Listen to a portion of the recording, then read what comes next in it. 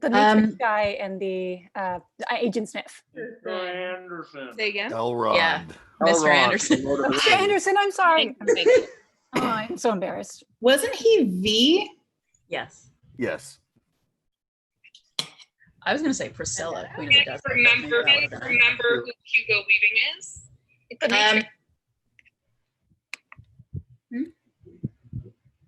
Seems, Mr. Baggins, you've been leading a double life. That's great.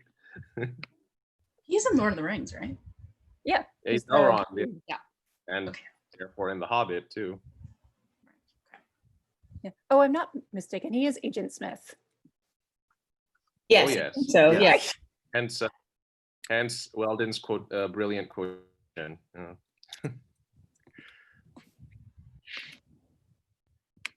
I watched the trailer. It looks like nothing measure for measure related at all, but they are claiming it is. So Oh, they're not using the text?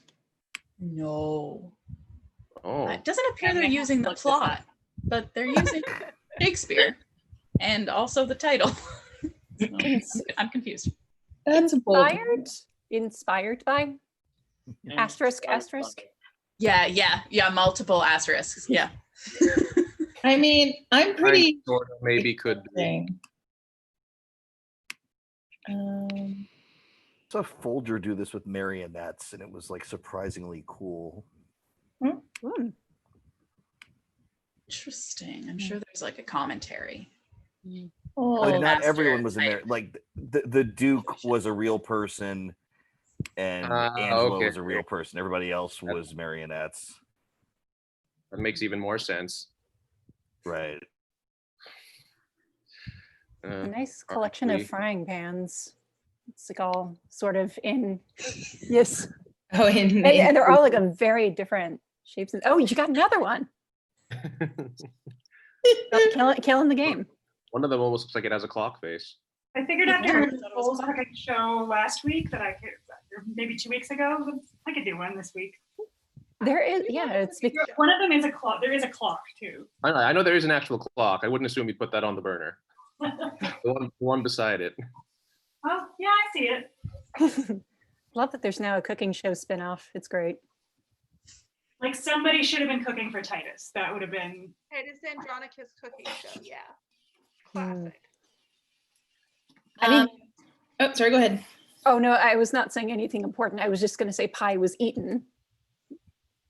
I But also no cooking was done. I also appreciate that I am not the only person who has done cooking show for at least some part of Corona Cold Reads.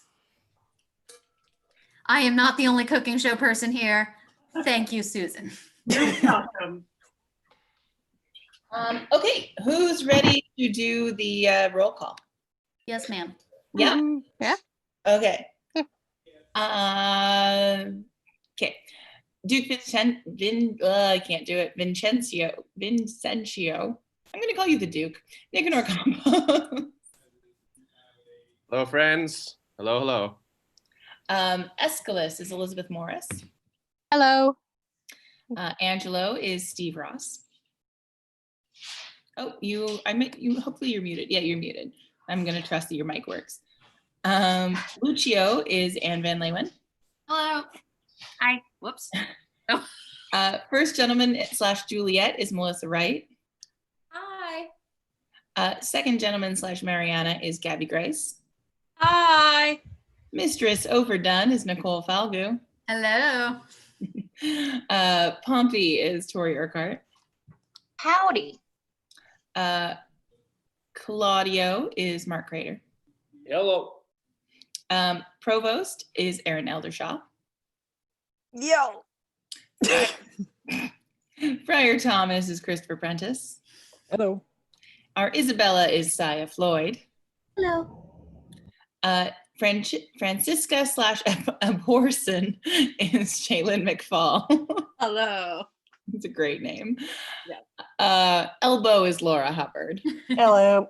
Froth / Messenger is Weldon Gorey. Hello.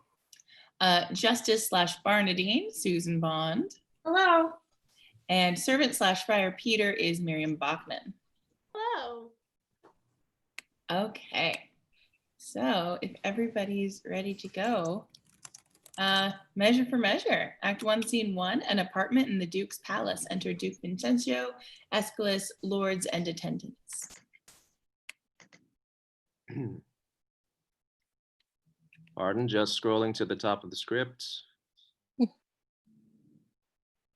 It's a long one, as they all are. Here we go. Aeschylus, My lord. of government, the properties to unfold would seem in me to affect speech and discourse. Since I am put to know that your own science exceeds in that the lists of all advice my strength can give you, then no more remains but that to your sufficiency as your worth is able. No more remains but to your sufficiency as your worth is able, and let them work. The nature of our people, our city's institutions, and the terms for common justice, you're as pregnant in as art and practice have enriched any that we remember. There is our commission, from which we would not have you warp. Call hither, I say, bid come before us, Angelo. What figure of us think you he will bear? For you must know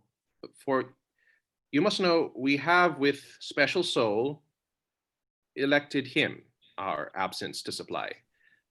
Lent him our terror, dressed him with our love, and given his deputation all the organs of our own power.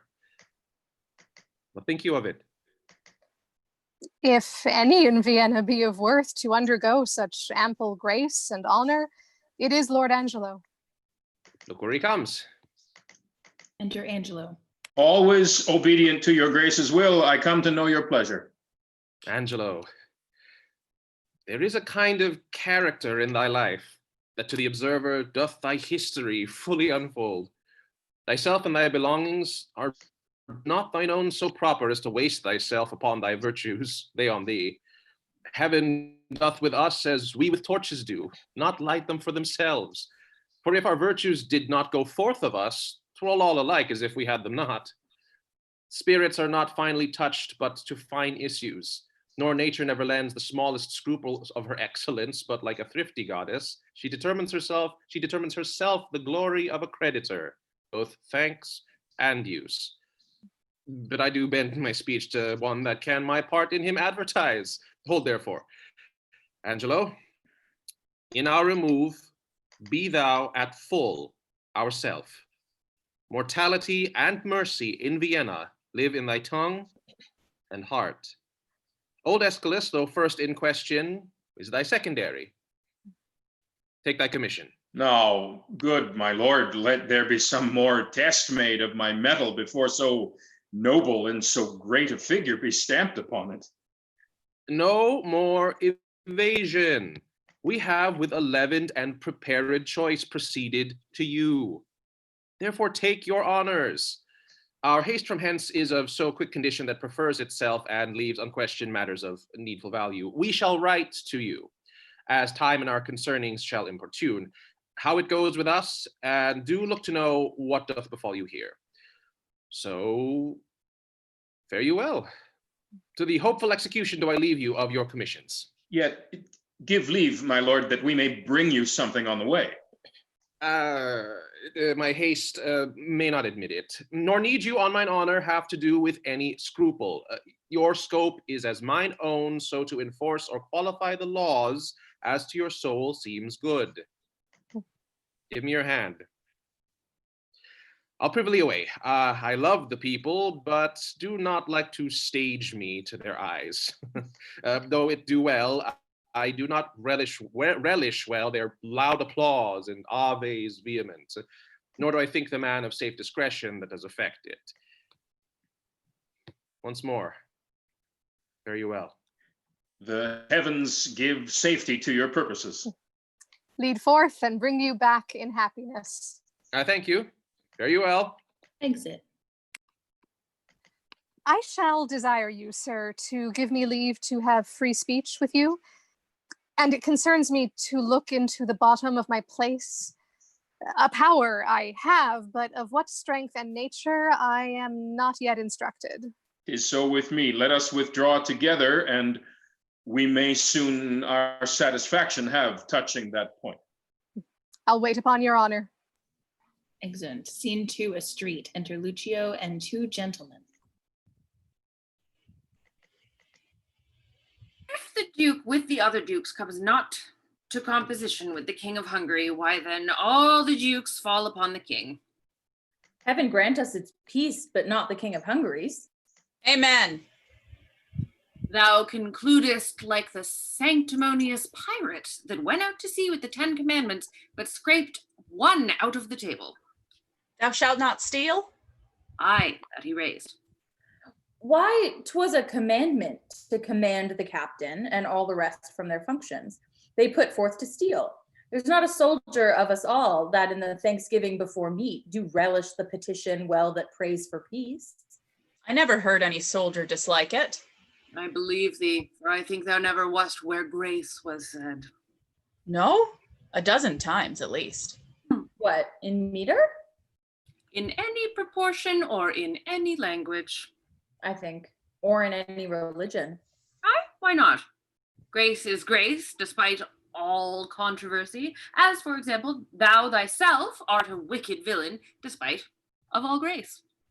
Well, there went but a pair of shears between us. I grant, as there may between the lists and the velvet, thou art the list. And thou the velvet. Thou art good velvet. Thou art a 3-piled piece. I warrant thee. I had as lief be a list of an English kersey as be piled, as thou art piled, for a French velvet. Do I speak feelingly now?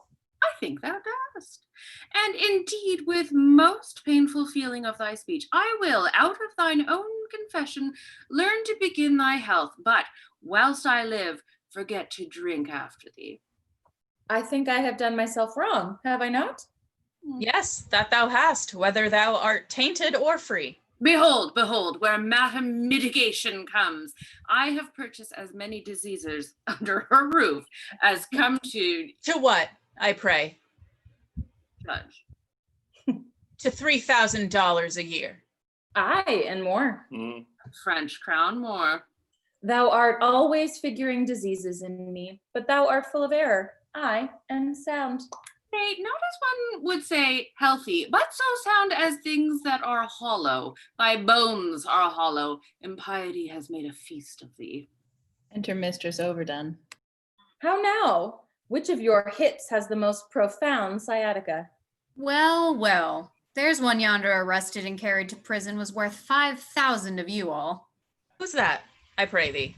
Marry, sir, that's Claudio. Signor Claudio. Claudio to prison? 'Tis not so. Nay, but I know 'tis so. I saw him arrested, saw him carried away, and, which is more, within these 3 days, his head to be chopped off. But after all this fooling, I would not have it so. Art thou sure of this? I'm too sure of it, and it is for getting Madame Julietta with child.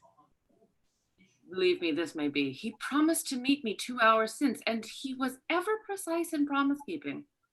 Besides, you know, it draws something near to the speech we had to such a purpose. But most of all, agreeing with the proclamation. Away, let's go learn the truth of it. Thus, what with the war, what with the sweat, what with the gallows, and what with poverty, I am custom shrunk. Exeunt Lucio and gentlemen, enter Pompey. How now? What's the news with you? Yonder man is carried to prison. Well, what has he done? A woman. But what is his offense? Groping for trots in a peculiar stream. What, is there a maid with child by him? Ah, no, but there's a woman with maid by him. You have not heard the proclamation, have you? What proclamation, man? All houses in the suburbs of Vienna are to be plucked down. And what shall become of those in the city? They shall stand for seed. They had gone down too, but that a wise burgher put in for them. But shall all our houses of resort in the suburbs be pulled down? To the ground, mistress. Why, there's a change indeed in the Commonwealth. What shall become of me? Oh, come, fear you not. Good counselors lack no clients. Though you change your place, you need not change your trade. I'll be your tapster still. But courage, huh? There will be pity taken on you, you that have worn your eyes out almost in the service. You will be considered. What's to do here, Thomas Tapster? Let's withdraw. Here comes Senor Claudio, led by the provost to prison. And there's Madame Juliet. Excellent. Enter Provost, Claudio, Juliet, and officers. Fellow, why dost thou show me thus to the world? Bear me to prison where I am committed. I do it not in evil disposition, but from Lord Angelo by special charge. Thus can the demigod authority make us pay down for our offense by weights, the words of heaven. On whom it will, on whom it will not. So, tis just. Re-enter Lucio and two gentlemen. Why, how now, Claudio? Whence comes this restraint? From too much liberty, my Lucio. Liberty, as surfeit is the father of much fast, so every scope by the immoderate use turns to restraint. Our natures do pursue, like rats, the ravine down their proper bane as thirsty evil, and when we drink, we die. If you could speak so wisely under an arrest, I would send for certain of my creditors. And yet, to say the truth, I had as lief have the foppery of freedom as the morality of imprisonment. What's thy offense, Claudio?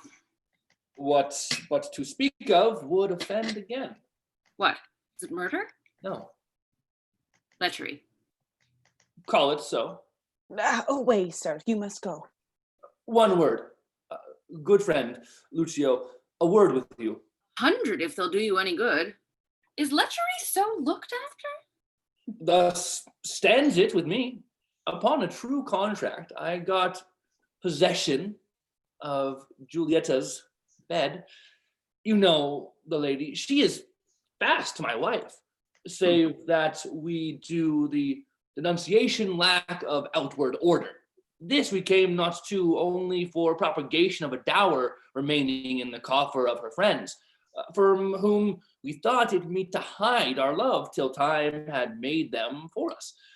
But it chances the stealth of our mutual entertainment with character too gross is rich on Juliet. With child, perhaps. Unhappily, even so. And the new deputy, now for the Duke, whether it be the fault and glimpse of newness, or whether that the body public be the horse whereon the governor doth ride, who newly in the seat that it may know he can command, lets it straight feel the spur, whether the tyranny be in his place or in his eminence that fills it up, I stagger in. But this new governor awakes me all the enrolled penalties which have like unscored armor hung by the wall so long that 19 zodiacs have gone around and none of them been worn, and for a name now puts the drowsy and neglected act freshly on me. 'Tis surely for a name. I warrant it is. And thy head stands so tickle on thy shoulders that a milkmaid, if she be in love, may sigh it off. Send after the Duke and appeal to him. I have done so, but he's not to be found. I prithee, Lucio, do me this kind service. This day, my sister should the cloister enter, and there receive her approbation. Acquaint her with the danger of my state, implore her, in my voice, that she make friends to the strict deputy. Bid herself stay him. I have great hope in that, for in her youth there is a prone and speechless dialect, such as move men. Besides, she hath prosperous art when she will play with reason and discourse, and well if she can persuade. I pray she may, as well for the encouragement of the like, which else would stand under grievous imposition, as for the enjoying of thy life, who I would be sorry should be thus foolishly lost at a game of tic-tac. I'll to her. I thank you, good friend Lucio. Within 2 hours. Come, officer, away, away! Excellent. Scene 3, a monastery. Enter Duke Vincentio and Friar Thomas. No, Holy Father, throw away that thought.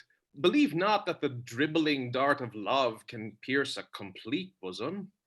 Why I desire thee to give me secret harbor hath a purpose more grave and wrinkled than the aims and ends of burning youth. May your grace speak of it.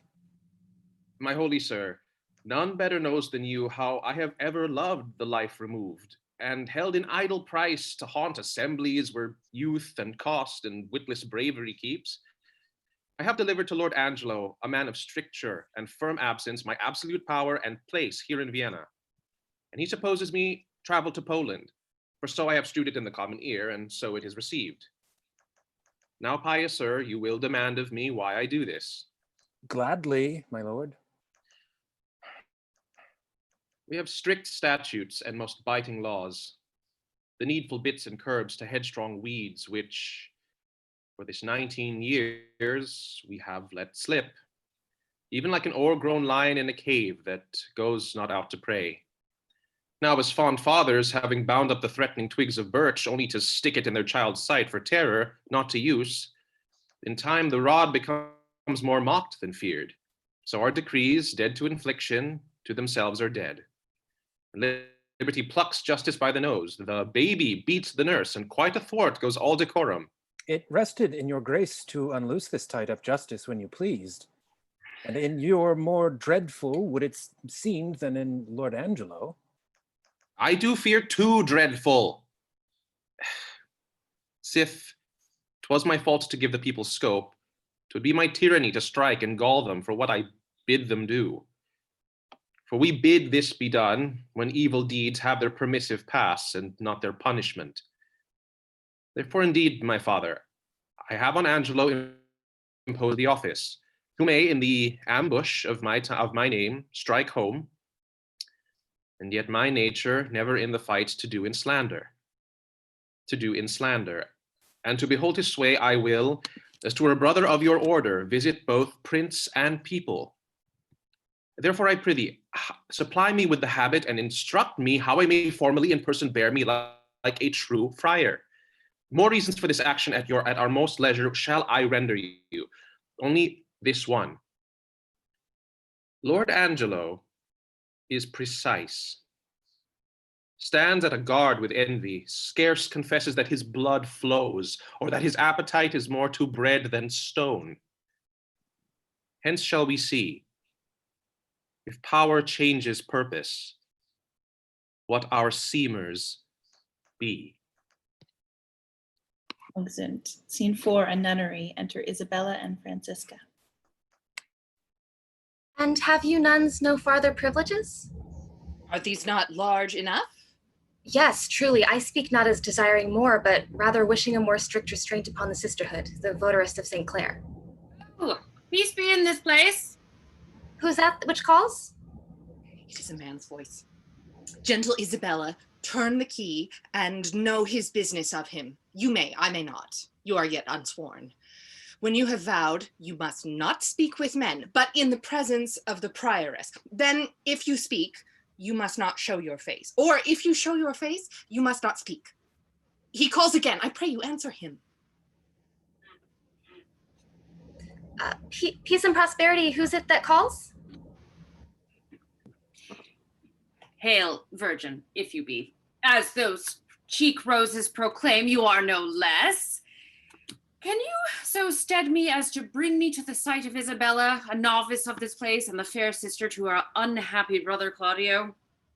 Why, her unhappy brother, let me ask, and rather, for I now must make you know, I am that Isabella and his sister.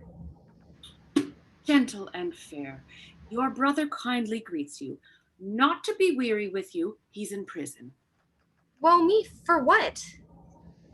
For that which, if myself might be his judge, he should receive his punishment in thanks.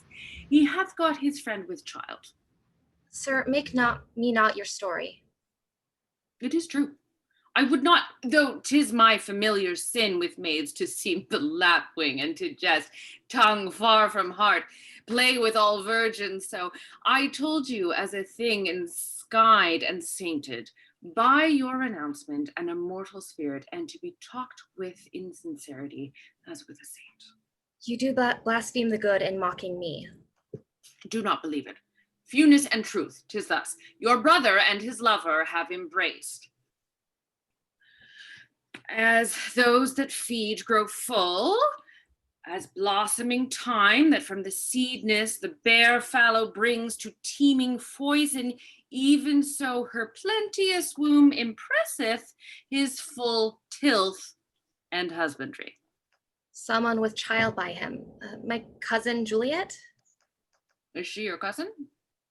Adoptedly, as schoolmates change their names by vein through apt affectation. She it is. Oh, let him marry her. This is the point. The Duke is very strangely gone from hence, bore many gentlemen, myself being one, in hand and hope of action. But we do learn by those that know the very nerves of state, his givings out were of an infinite distance from his true meant design. Upon his place, and with full line of his authority, governs Lord Angelo, a man whose blood is very snow broth. One who never feels the wanton stings and motions of the sense, but doth rebate and blunt his natural edge with profits of the mind, study and fast. He, to give fear and to use liberty, which have for long run by the hideous law as mice by lions, hath picked out an act under whose heavy sense your brother's life falls into forfeit. He arrests him on it and follows close the rigor of the statute to make him an example. All hope is gone, unless you have the grace by your fair prayer to soften Angelo, and that's my pith of business twixt you and your poor brother. Doth he so seek his life? Has censured him already, and as I hear, the provost hath a warrant for his execution. Alas, what poor abilities in me to do him good? Say the power you have. My power? Alas, I doubt.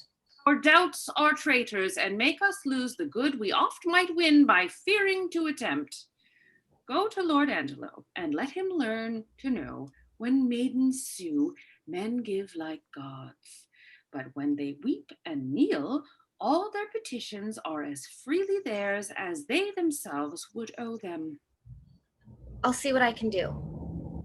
But speedily.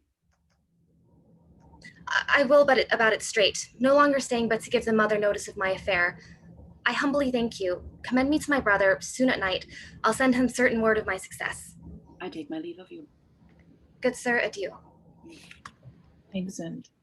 Act 2, Scene 1, a hall in Angelo's house, under Angelo, Aeschylus, and a justice, provost, officers, and other attendants behind. We must not make a scarecrow of the law, setting it up to fear the birds of prey, and let it keep one shape till custom make it their perch and not their terror. Aye, but yet let us be keen, and rather cut a little than fall and bruise to death. Alas, this gentleman whom I would save had a most noble father. Let but your honor know, whom I believe to be most straight in virtue, that in the working of your own affections, had time cohered with place or place with wishing, or that the resolute acting of your blood could have attained the effect of your own purpose, whether you had not sometime in your life erred in this point which now you censure him, and pulled the law upon you. 'Tis one thing to be tempted, Aeschylus, another thing to fall. I not deny, the jury, passing on the prisoner's life, may in the sworn 12 have a thief or two guiltier than him they try. What's open made to justice that justice sees? What know the laws that thieves do pass on thieves? 'Tis very pregnant. The jewel that we find, we stoop and take because we see it, but what we do not see, we tread upon and never think of it. You may not so extenuate his offense, for I have had such faults, but rather tell me when I that censure him do so offend. Let mine own judgment pattern out my death, and nothing come impartial. Sir, he must die. Be it as your wisdom will. Where is the provost? Here, if it like your honor. See that Claudio be executed by 9 tomorrow morning. Bring him his confessor, let him be prepared, for that's the utmost of his pilgrimage. Exit provost. Well, heaven forgive him, and forgive us all. Some rise by sin, and some by virtue fall. Some run from breaks of ice and answer none, and some condemned for a fault alone. Enter Elbow and officers with Froth and Pompey. Bring them away. If these be good people in a commonweal that do nothing but use their abuses in common houses, I know no law. Bring them away. How now, sir? What's your name? And what's the matter? If it please your honor, I am the poor Duke's constable, and my name is Elbow. I do lean upon justice, sir, and do bring in here before your good honor 2 notorious benefactors. Benefactors? Well, what benefactors are they? Are they not malefactors? If it please your honor, I know not well what they are, but precise villains they are. That I am sure of. And void all profanation in the world that good Christians ought to have. Oh, this comes off well. Here's a wise officer. Go to, what quality are they of? Elbow is your name? Why dost thou not speak, Elbow? He cannot, sir. He's out at elbow. What are you, sir? He, sir, a tapster, sir. Parcel bad. One that serves a bad woman, whose house, sir, as they say, plucked down in the suburbs, and now she professes a hot house, which I think is a very ill house, too. How know you that? My wife, sir, whom I detest before heaven and your honor. How? Your wife? I, sir, I thank heaven is an honest woman. Dost thou detest her, therefore? I say, sir, I will detest myself also, as well as she, that this house, if it be not a Bod's house, it is pity of her life, for it is a naughty house. How dost thou know that, constable? Mary, sir, by my wife, who, if she'd been a woman kindly given, might have been accused in fornication, adultery, and all uncleanliness there. By the woman's means? I said, by Mistress Overdone's means, but as she spit in his face, so she defied him. Sir, if it please your honor, this is not so. Prove it before these varlets here. That honorable man, prove it. Do you hear how he misplaces? Sir, she came in great with child and longing, saving your honor's reference for stewed prunes. Sir, we had but 2 in the house, which at that very distant time stood, as it were, in a fruit dish. A dish of some threepence. Your honors have seen such dishes. They're not china dishes, but very good dishes. And Go to. No matter for the dish, sir. Oh, no, indeed. No, sir, not of opinion. You are therein in the right, but to the point. As I say, this Mistress Elbow, being, as I say, with child and being great-bellied and longing, as I said, for stewed prunes, and having but 2 in the dish, as I said, Master Froth here, this very man, having eaten the rest, as I said, and as I say, paying for them very honestly, for as you know, Master Froth, I could not give you threepence again. No, indeed. Very well. You being then, if you be remembered, cracking the stones of the foresaid prunes. Aye, so I did indeed. Why, very well. I telling you then, if you be remembered, that such a one and such a one were past cure of the thing you were wot of, unless they kept a very good diet, as I told you. All this is true. Why, very well then. Come, you are a tedious fool. To the purpose. What was done to Elbow's wife that he hath cause to complain of? Come me to what was done to her. Sir, your honor cannot come to that yet. No, sir, I mean it not. Sir, but you shall come to it by your honor's leave. And I beseech you, look into Master Froth here, sir. A man of 80 pound a year, whose father died at Hallowmas. Was not at Hallowmas, Master Froth? All Holland Eve. Why, very well. I hope here be truths. He, sir, sitting as I say in a lower chair, sir, 'twas in the bunch of grapes, where indeed you have a delight to sit, have you not? I have so because it is an open room and good for winter. Why, very, very well then. I hope here be truths.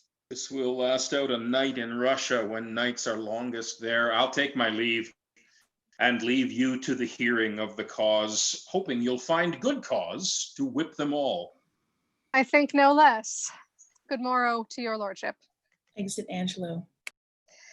Now, sir, come on. What was done to Elbow's wife once more? Once, sir, there was nothing done to her once.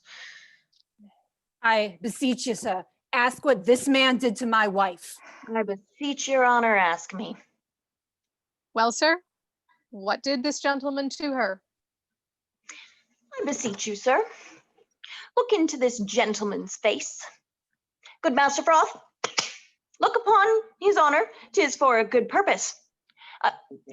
Doth your honor mark his face? Aye, sir, very well. Nay, I beseech you, mark it well. Well, I do so. Doth your honor see any harm in his face? Why, no. I'll be supposed upon a book his face is the worst thing about him. Good then, if his face be the worst thing about him, how could Master Froth do the constable's wife any harm? I would know that of your honor. He's in the right. Constable, what say you to it? First, ain't it like you? The house is a respected house. Next, this is a respected fellow, and his mistress is a respected woman. By this hand, sir, his wife is a more respected person than any of us all. Varlet, thou liest, wicked varlet. The time has yet to come when she was ever respected with man, woman, or child. Sir, she was respected with him before he married her. Which is the wiser here? Justice or iniquity? Is Thou this Kate- true? Thou caitiff, thou varlet, oh thou wicked Hannibal. I respected with her before I was married to her. If ever I was respected with her, or she with me, let not your worship think me the poor duke's officer. Prove this, thou wicked Hannibal, or I'll have mine action of battery on thee. If he took you a box of the ear, you might have your action of slander, too. Mary, I thank your good worship for that. What is it, your worship's pleasure, I do with this wicked caitiff? Truly, officer, because he hath some offenses in him that thou wouldst discover if thou couldst, let him continue in his courses till thou knowest what they are. Mary, I thank your worship for it. Thou seest, thou wicked varlet, now what comes upon thee. Thou art to continue now. Thou varlet, thou art to continue. Where were you born, friend? Here in Vienna, sir. Are you of 80 pounds a year? Yes, and please you, sir. So, what trade are you of, sir? Tapster. Poor widow's tapster. Your mistress's name? Oh, Mistress Overdone. Hath she had any more than one husband? 9, sir, overdone by the last. 9. Come hither to me, Master Froth. Master Froth, I would not have you acquainted with tapsters. They will draw you, Master Froth, and you will hang them. Get you gone, and let me hear no more of you. I thank your worship. For mine own part, I never come into any room in a tap house, but I am drawn in. Well, no more of it. Master Froth. Farewell. Exit Froth. Come you hither to me, Master Tapster. What's your name, Master Tapster? Pompey. What else? Bum. Sir? Troth. And your bum is the greatest thing about you, so that in the beastliest sense, you are Pompey the Great. Pompey, you are partly a bawd, Pompey, howsoever you color it in being a tapster, are you not? Come, tell me true. It shall be better for you. Truly, sir, I am a poor fellow that would live. How would you live, Pompey? By being a bawd? What do you think of the trade, Pompey? Is it a lawful trade? If the law would allow it, sir. But the law will not allow it, Pompey, nor it shall not be allowed in Vienna. Does your worship mean to geld and splay all the youth of the city? No, Pompey. Truly, sir, in my poor opinion, they will toot then. If your worship will take order for the drabs and the knaves, you need not fear the bawds. There are pretty orders beginning, I can tell you. It is but heading and hanging. If you head and hang all that offend that way but for 10 years together, you'll be glad to give out a commission for more heads. If this law hold in Vienna 10 year, I'll rent the fairest house in it after 3 pence a bay. If you live to see this come to pass, tell them Pompey told you so. Thank you, good Pompey. And in requital of your prophecy, hark you. I advise you, let me not find you before me again on any complaint whatsoever. No, not for dwelling where you do. If I do, Pompey, I shall beat you to your tent and prove a shrewd Caesar to you. In plain dealing, Pompey, I shall have you whipped. So, for this time, Pompey, fare you well. I thank your worship for your good counsel. But I shall follow it as the flesh and the fortune shall better determine. Whip me? No, no. Let Carmen whip his jade. The valiant heart is not whipped out of his trade. Exit. Come hither to me, Master Elbow. Come hither, Master Constable. How long have you been in this place of constable? 7 years and a half, sir. I thought by your readiness in the office, you had continued in it some time. You say 7 years together? And a half, sir.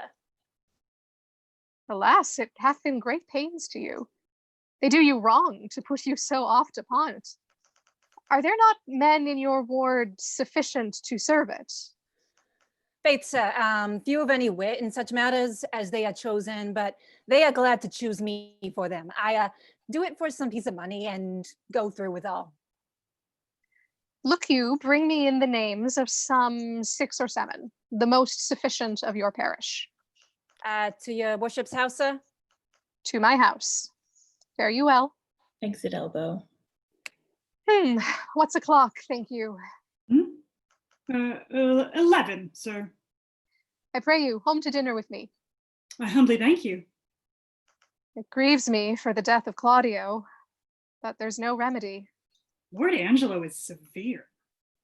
It is but needful. Mercy is not itself that oft looks so. Pardon is still the nurse of second woe. But yet, poor Claudio. There is no remedy. Come, sir. Exeunt. Scene 2, another room in the same. Enter Provost and a servant. He is hearing of a cause. He will come straight. I'll tell him of you. Pray you, do. Exit servant. I'll know his pleasure. Maybe he will relent. Alas, he hath, but not as offended in a dream.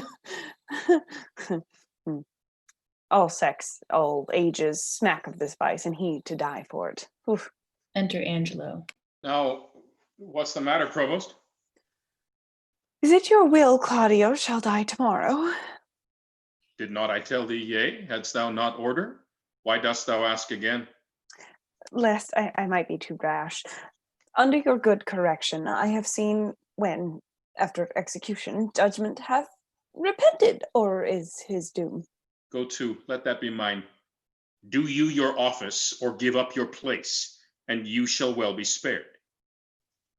I crave your honor's pardon. What shall be done, sir, with the groaning Juliet? She's very near her hour. Dispose of her to some more fitter place, and that with speed. Re-enter servant. Here is the sister of the man condemned, desires access to you. He hath a sister? Aye, my good lord, a very virtuous maid, and to be shortly of a sisterhood, if not already. Well, let her be admitted. Exit servant. See you the fornicatress be removed. Let have needful but not lavish means. There shall be order for it. Enter Isabella and Lucio. God save your honor. Stay a little while. You're welcome. What's your will? I am a woeful suitor to your honor. Please that your honor hear me. Well, what's your suit? There is a vice that most I do abhor, and most desire should meet the blow of justice, for which I would not plead, but that I must, for which I must not plead, but that I am at war twixt will and will not. Well, the matter. I have a brother is condemned to die. I do beseech you, let it be his fault and not my brother.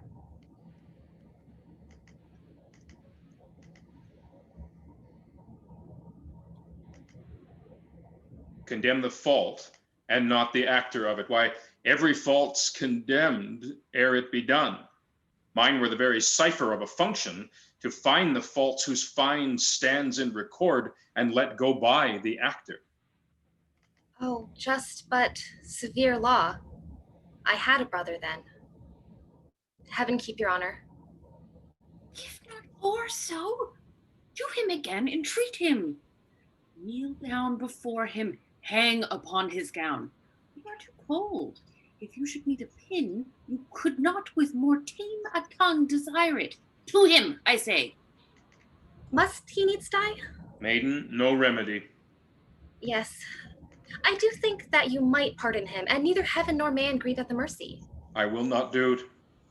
But can you, if you would? Look, what I will not, that I cannot do.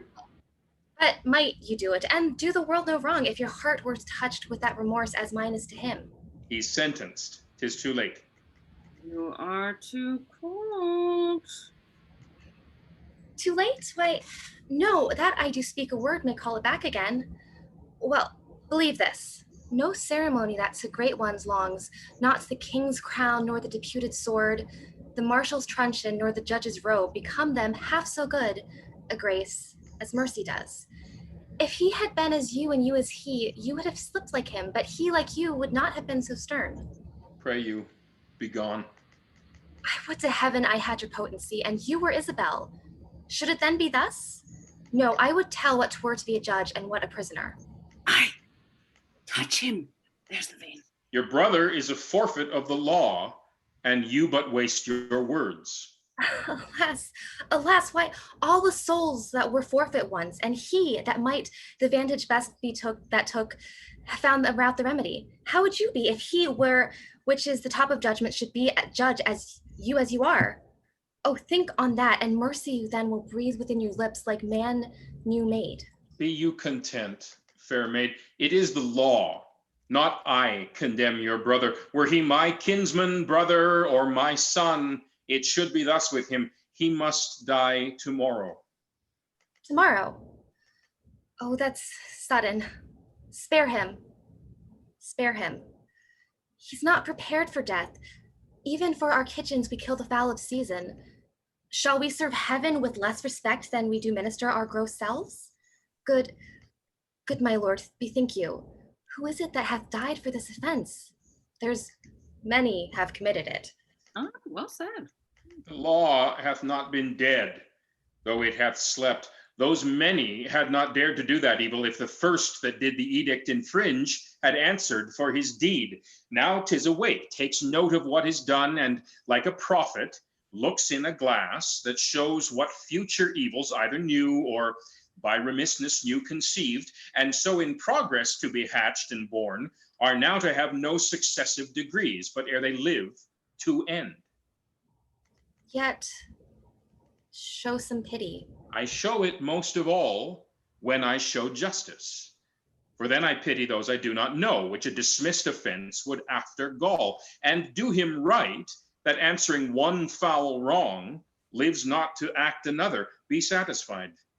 Your brother dies tomorrow. Be content. So you must be the first that gives the sentence and he that suffers? Oh, it is excellent to have a giant's strength, but it is tyrannous to use it like a giant. That's well said. Could great men thunder as Jove himself does? Jove would ne'er be quiet, for every pelting petty officer would use his heaven for thunder, nothing but thunder. Merciful heaven, thou rather with thy sharp and sulphurous bolt splitst the unwedgeable and gnarled oak than the soft myrtle. But man, proud man, dressed in little brief authority, most ignorant of what he's most assured, his glassy essence, like an angry ape, plays such fantastic tricks before high heaven as makes angels weep, who with our spleens would make themselves laugh mortal. Oh, to him, wench! He will relent. He's coming. I perceive it. Oh, pray haven't you been him? We cannot weigh our brother with ourself. Great men may jest with saints, 'tis wit in them, but in the less foul profanation. Right, girl, more of that. That in some captains but a choleric word, which in the soldier is flat blasphemy. Art advised of that? More on it. Why do you put these sayings upon me? Because authority, though it err like others, hath yet a kind of medicine in itself, that skins the vice of the top. Go to your bosom, knock there, and ask your heart what doth know, that like my brother's fault, if it confess a natural guiltiness such as his, let it not sound a thought upon your tongue against my brother's life. She speaks, and 'tis such sense that my sense breeds with it. Fare you well. Gentle my lord, turn back. I will bethink me. Come again tomorrow. Hark how I'll bribe you. Good my lord, turn back. How? Bribe me? Aye, with such heaven's gifts that heaven shall share with you. You had marred all else. Not with fond shekels of the tested gold or stones whose rates are either rich or poor as fancy values them, but with true prayers that shall be up at heaven and enter there ere sunrise. Prayers from preserved souls, from fasting maids whose minds are dedicate to nothing temporal. Well, come to me tomorrow. You, 'tis well. Away. Heaven keep your honor safe. Amen. For I am that way going to temptation where prayers cross. At what hour tomorrow shall I tend your lordship? At any time forenoon. Save your honor. President Isabella, Lucio, and Provost. From thee, even from thy virtue. What's this? What's this? Is this her fault or mine? The tempter or the tempted? Who sins most? Not she, nor doth she tempt, but it is I that, lying by the violet in the sun, do as the carrion does, not as the flower, corrupt with virtuous season. Can it be that modesty may more betray our sense than woman's lightness? Having waste ground enough, shall we desire to raise the sanctuary and pitch our evils there? Oh, fie, fie, fie, what dost thou, or what art thou, Angelo? Dost thou desire her foully for those things that make her good? Oh, let her brother live. Thieves for their robbery have authority when judges steal themselves. What, do I love her that I desire to speak her to speak again and feast upon her eyes? What is't I dream of? Oh, cunning enemy, that to catch a saint with saints dost bait thy hook. Most dangerous is that temptation that doth goad us on to sin in loving virtue. Never could the strumpet With all her double vigor, art and nature once stir my temper, but this virtuous maid subdues me quite. Even till now, when men were fond, I smiled and wondered how. Exit. Scene 3, a room in a prison. Enter severally Duke Vincentio disguised as a friar and provost.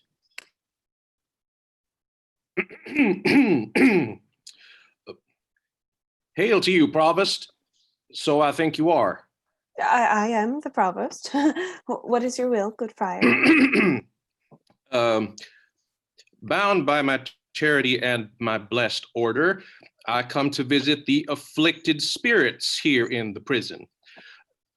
Do me the common right to let me see them and make me know the nature of their crimes, that I may minister to them accordingly. I would do more than that, if more were needful. Enter Julia. Look, here comes one, a gentle woman of mine who, falling in the flaws of her own youth, hath blistered her report. She is with child. And he that got it sentenced, a young man more fit to do another such offense than die for this. When must he die?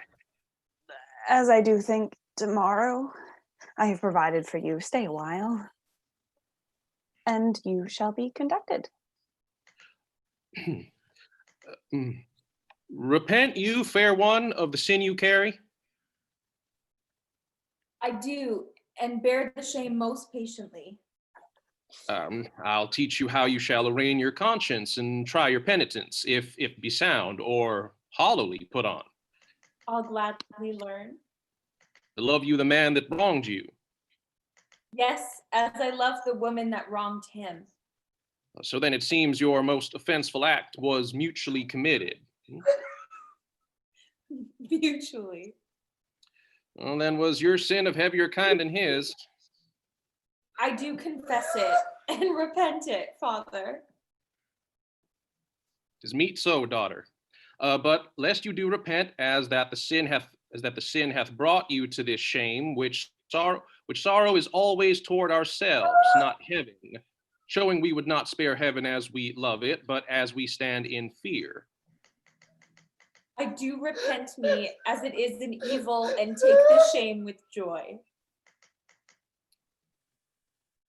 There rest. Your partner, as I hear, must die tomorrow, and I'm going with instruction to him. Grace go with you, benedicite. Exit. Must die tomorrow? Oh, injurious love that respites me a life whose very comfort is still a dying horror. 'Tis pity of him. Excellent. Scene 4, room at Angelo's house. Enter Angelo. And I would pray and think, I think and pray to several subjects. Heaven hath my empty words, whilst my invention, hearing not my tongue, anchors on Isabel.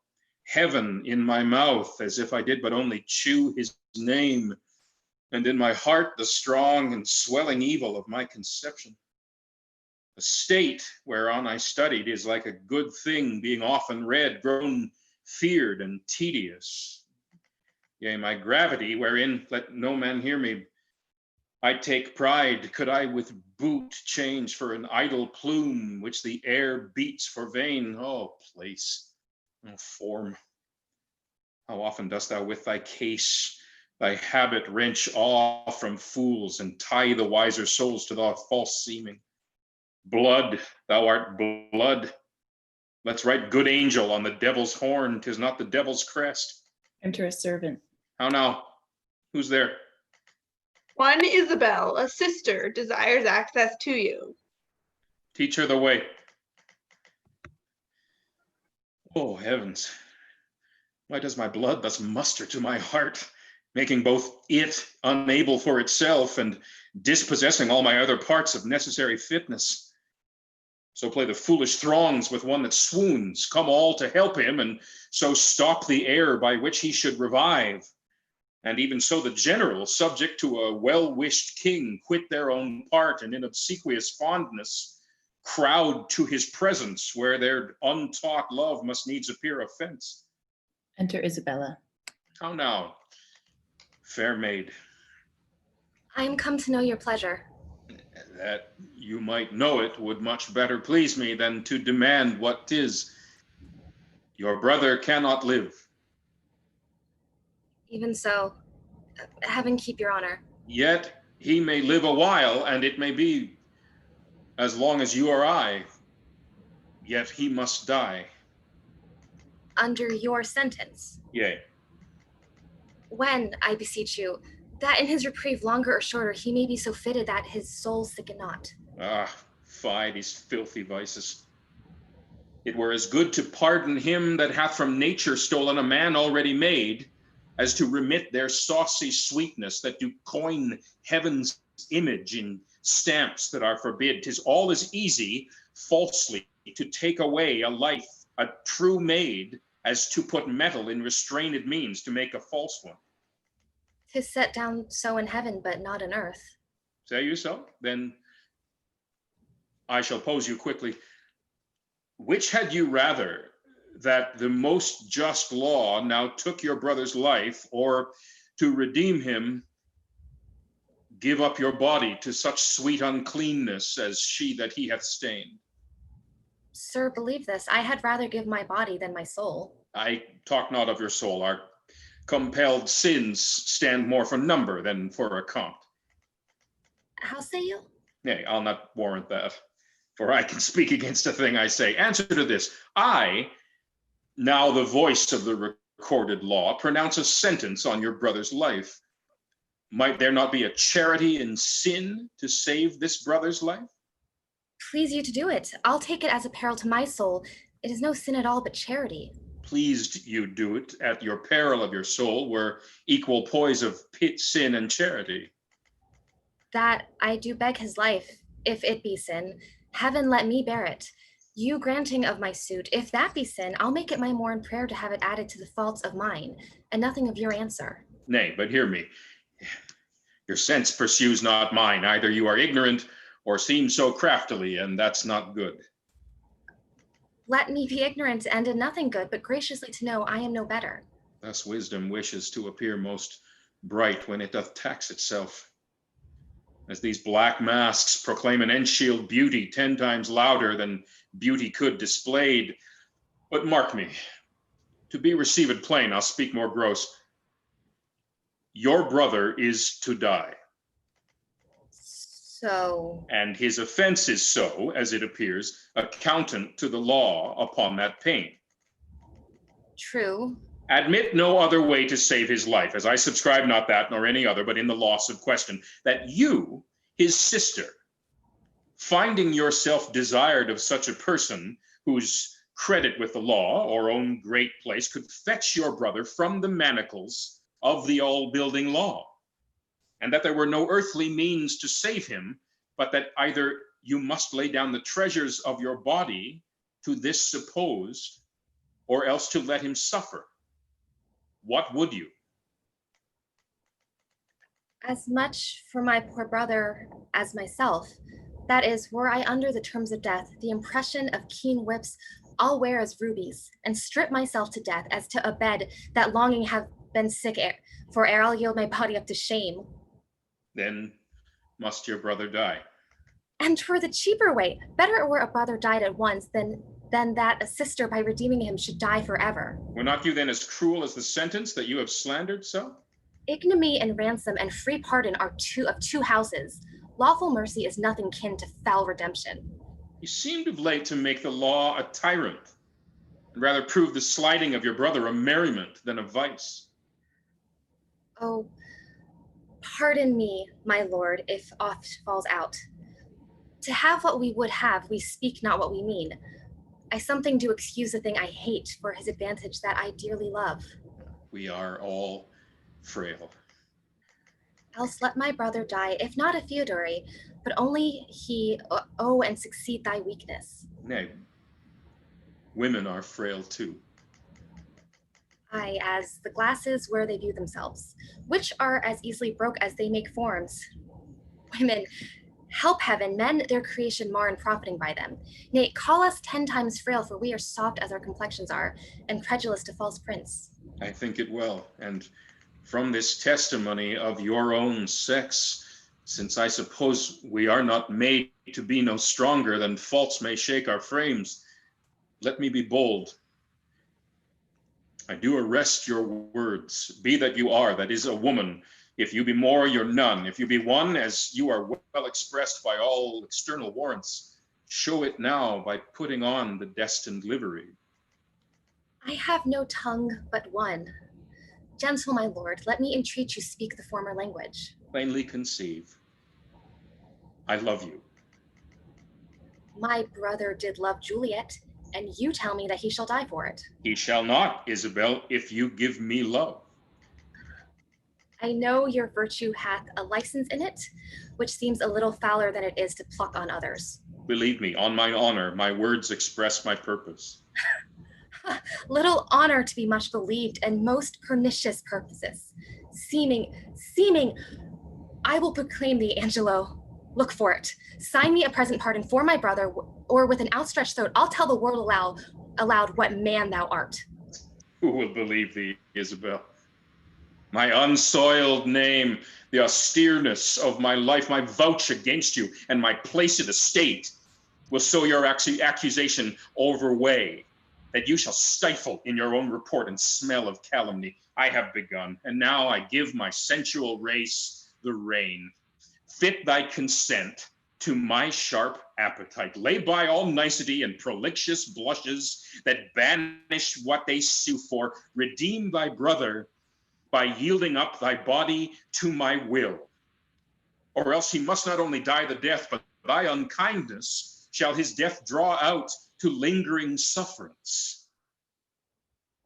Answer me tomorrow, or by the affection that now guides me most, I'll prove a tyrant to him. As for you, say what you can. My false o'erweighs your true. Exit. To whom should I complain? Did I tell this, who would believe me? Oh, perilous mouths that bear in them one and the same tongue, either of condemnation or proof, pitting the law to make courtesy to their will, hooking both right and wrong to the appetite, and to follow as it draws. I'll to my brother, though he hath fallen by prompture of the blood, yet he hath in him such a mind of honor that, had he 20 heads to tender down on 20 bloody bricks, he'd yield them up before his sister should her body stoop to such abhorred pollution. Then Isabel, live chaste, and brother die. More than our brother is our chastity. I'll tell him of Angelo's request and fit his mind to death for his soul's rest. Exit. Act 3, Scene 1, a room in the prison. Enter Duke, disguised as before, Claudio and Provost.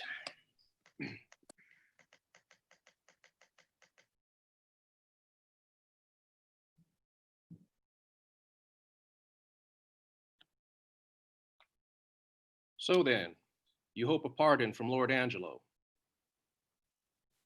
The miserable have no other medicine, but only hope. I've hoped to live and am prepared to die. To be absolute for death. Either death or life shall thereby be the sweeter. Reason thus with life. If I do lose thee, I do lose a thing that none but fools would keep. A breath thou art, servile to all the skyey influences that doth this habitation where thou keepst hourly afflict. Merely thou art death's fool. For him thou laborest by thy flight to shun, and yet runs toward him still. Thou art not noble, for all the accommodations that thou bearest are nursed by baseness. Thou art by no means valiant, for thou dost fear the soft and tender fork of a poor worm. Thy best of rest is sleep, and that thou oft provokest. Yet grossly fearest thy death, which is no more. Thou art not thyself, for thou mixed exists on many 1,000 grains that issue out of dust. Happy thou art not, for what thou hast not, still thou strivest to get, and what thou hast, forgetst. Thou art not certain, for thy complexion shifts to strange effects after the moon. If thou art rich, thou art poor, for like an ass whose back with ingots bows, thou bearest thy heavy riches but a journey, and death unloads thee. Friend hast thou none, for thine own bowels, which do call thee sire, the mere effusion of thy proper loins do curse the gout, serpigo, and the rheum for ending thee no sooner. Thou hast nor youth nor age, but as it were an after-dinner sleep, dreaming on both. For all thy blessed youth becomes as aged, and doth beg the alms of palsied eld. And when thou art old and rich, thou hast neither heat, affection, limb, nor beauty to make thy riches pleasant.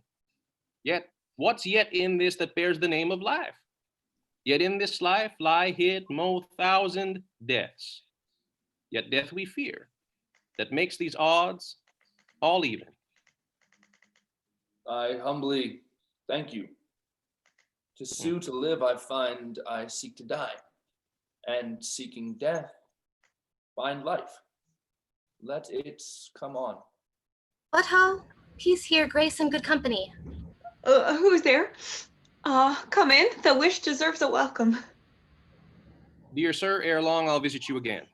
Most holy sir, I thank you.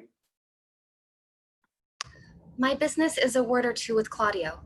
It's very welcome. Look, Signor, here's your sister. Provost, a word with you. As many as you please. Bring me to hear them speak where I may be concealed.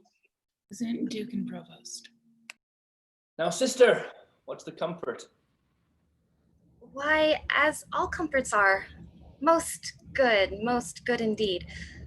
Lord Angelo, having affairs to heaven, intends you for his swift ambassador, where you shall be an everlasting lieger. Therefore, your best appointment make with speed. Tomorrow you are set on. Is there no remedy? None, but such remedy as to save a head to cleave a heart in twain. But is there any? Yes, brother, you may live. There's a devilish mercy in the judge. If you'll implore it, that will set free your life, but fetter you till death. Perpetual durance. Aye, just. Perpetual durance, a restraint, though all the world's vastity you had to a determined scope. But in what nature? In such a one as you consenting to it would bark your honor from that trunk you bear and leave you naked. Let me know the point. I do fear thee, Claudio, and I quake, lest thou a fervorous life shouldst entertain, and 6 or 7 winters more respect than a perpetual honor. Darest thou die? The sense of death is most in apprehension, and the poor beetle that we tread upon in corporal sufferance finds a pang as great as when a giant dies. Why give you me this shame? Think you I can a resolution fetch from flowery tenderness? If I must die, I will encounter darkness as a bride and hug it in mine arms. There spake my brother. There my father's grave did utter forth a voice. Yes, thou must die. Thou art too noble to conserve a life in base appliances. This outward sainted deputy, whose settled visage and deliberate word nips youth in the head and follies doth amew, as falcon doth the fowl, is yet a devil. His filth within being cast, he would appear a pond as deep as hell. Prenzy Angelo. Oh, 'tis cunning livery of hell, the damned's body to invest and cover in prenzy guards. Dost thou think, Claudio, if I would yield him my virginity, thou mightst be freed? Oh heavens, it cannot be. Yes, he would give it thee, from this rank offense, so to offend him still. This night's the time that I should do what I abhor to name, or else thou diest tomorrow. Thou shalt not do it. Oh, were it but my life, I'll throw it down for your deliverance as frankly as a pin. Thanks, dear Isabel. Be ready, Claudio, for your death tomorrow. Yes.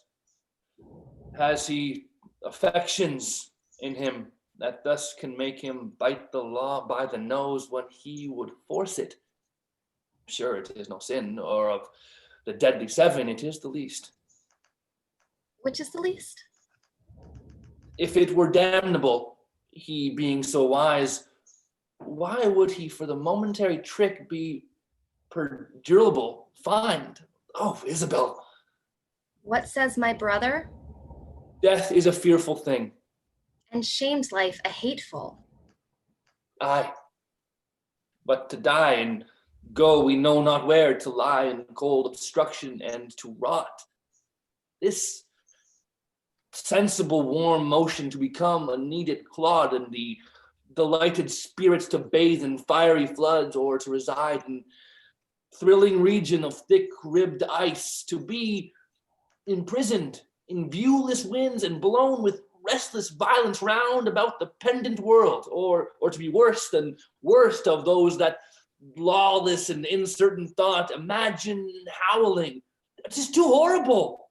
The weariest and most loathed worldly life that age, ache, and penury and imprisonment can lay on nature is a paradise to what we fear of death. Alas, alas. Sweet sister, let me live. What sin you do to save a brother's life, nature dispenses with the deed so far that it becomes a virtue. You beast. Oh, faithless coward. Oh, dishonest wretch. Wilt thou be made a man out of my vice? Is it not a kind of incest to take life from thine own sister's shame? What should I think? Heaven shield my mother played my father fair, for such a warped slip of wilderness ne'er issued from his blood. Take my defiance, die, perish. My bending down reprieve thee from thy fate. It should proceed. I'll pray 1,000 prayers for thy death, no word to save thee. Nay, hear me, Isabel. Fie, thy sin's not accidental, but a trade. Mercy to thee would prove itself a bawd. 'Tis best thou die quickly. Oh, hear me, Isabella. Re-enter Duke. Vouchsafe a word, your sister, but one word. What is your will?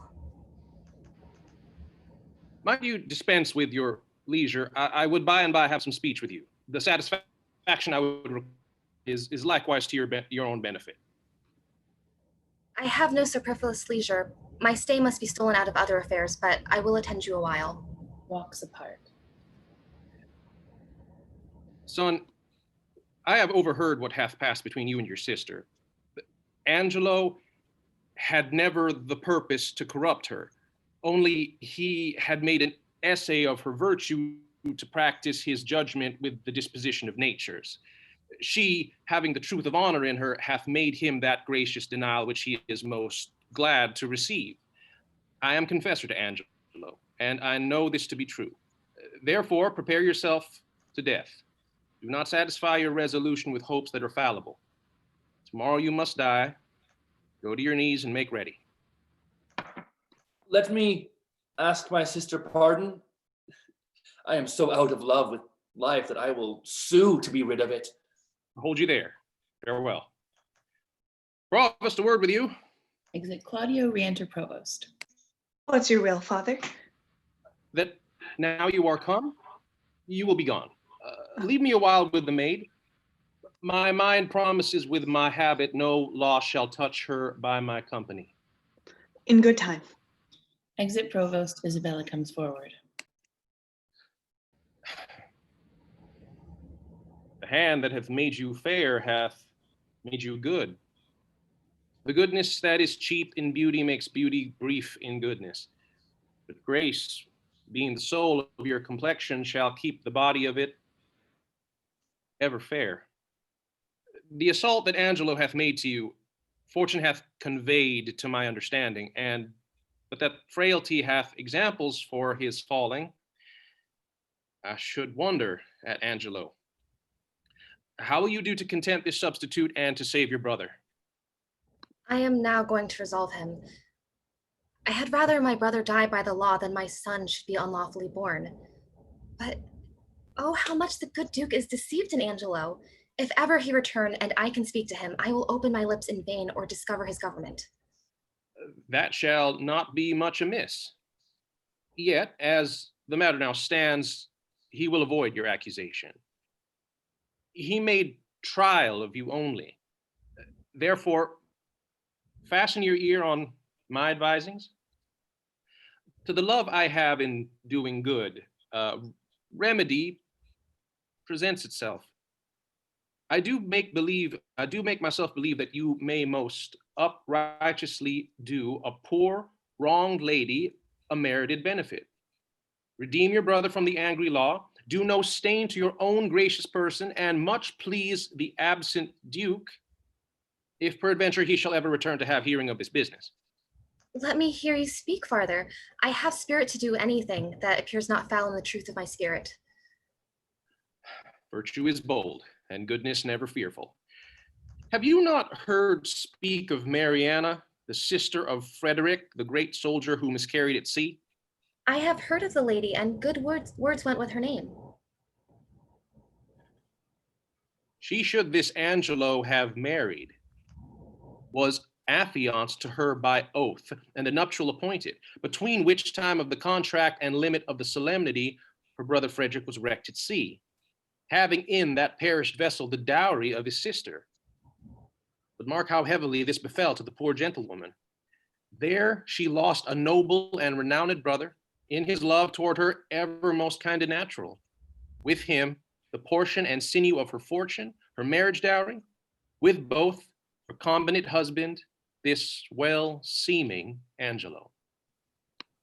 Can this be so? Did Angelo so leave her? Left her in her tears, and dried not one of them with his comfort. Swallowed his vows whole, pretending in her discoveries of dishonor. In few bestowed her on her own lamentation, which she yet wears for his sake. And he, a marble to her tears, is washed with them, but relents not. What a merit were it in death to take this poor maid from the world. What corruption in this life that it will let this man live. But how out of this can she avail? It is a rupture that you may easily heal. And the cure of it not only saves your brother, but keeps you from dishonor in doing it. Show me how, good father. This forenamed maid hath yet in her the continuance of her first affection. His unjust kindness that in all reason should have quenched her love hath, like an impediment in the current, made it more violent and unruly. Go you to Angelo. Answer his requiring with a plausible obedience. Agree with his demands to the point. Only refer yourself to this advantage. First, that your stay with him may not be long, that the time may have all shadow and silence in it, and the place answer to convenience. This being granted in course, and now follows all, we shall advise this wronged maid to stead up your appointment. Go in your place. If the encounter acknowledge itself hereafter, it may compel him to her recompense. And here, by this, is your brother saved, your honor untainted, the poor Mariana advantaged, and the corrupt deputy scaled. The maid will frame and make it fit for his attempt. If you think well to carry this as you may, the doubleness of the benefit defends the deceit from reproof. What think you of it? The image of it gives me content already, and I trust it will grow a most prosperous perfection. It lies much in your holding up. Haste you speedily to Angelo. If for this night he entreat you to his bed, give him promise of satisfaction. I will presently to St. Luke's. There at the moated grange resides this dejected Mariana. At that place call upon me, and dispatch with Angelo that it may be quickly.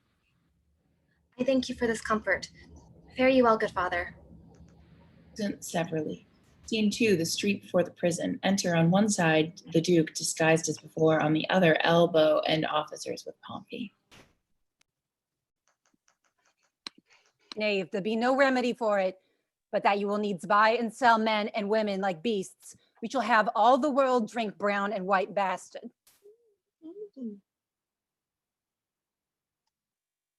What do you think, Duke?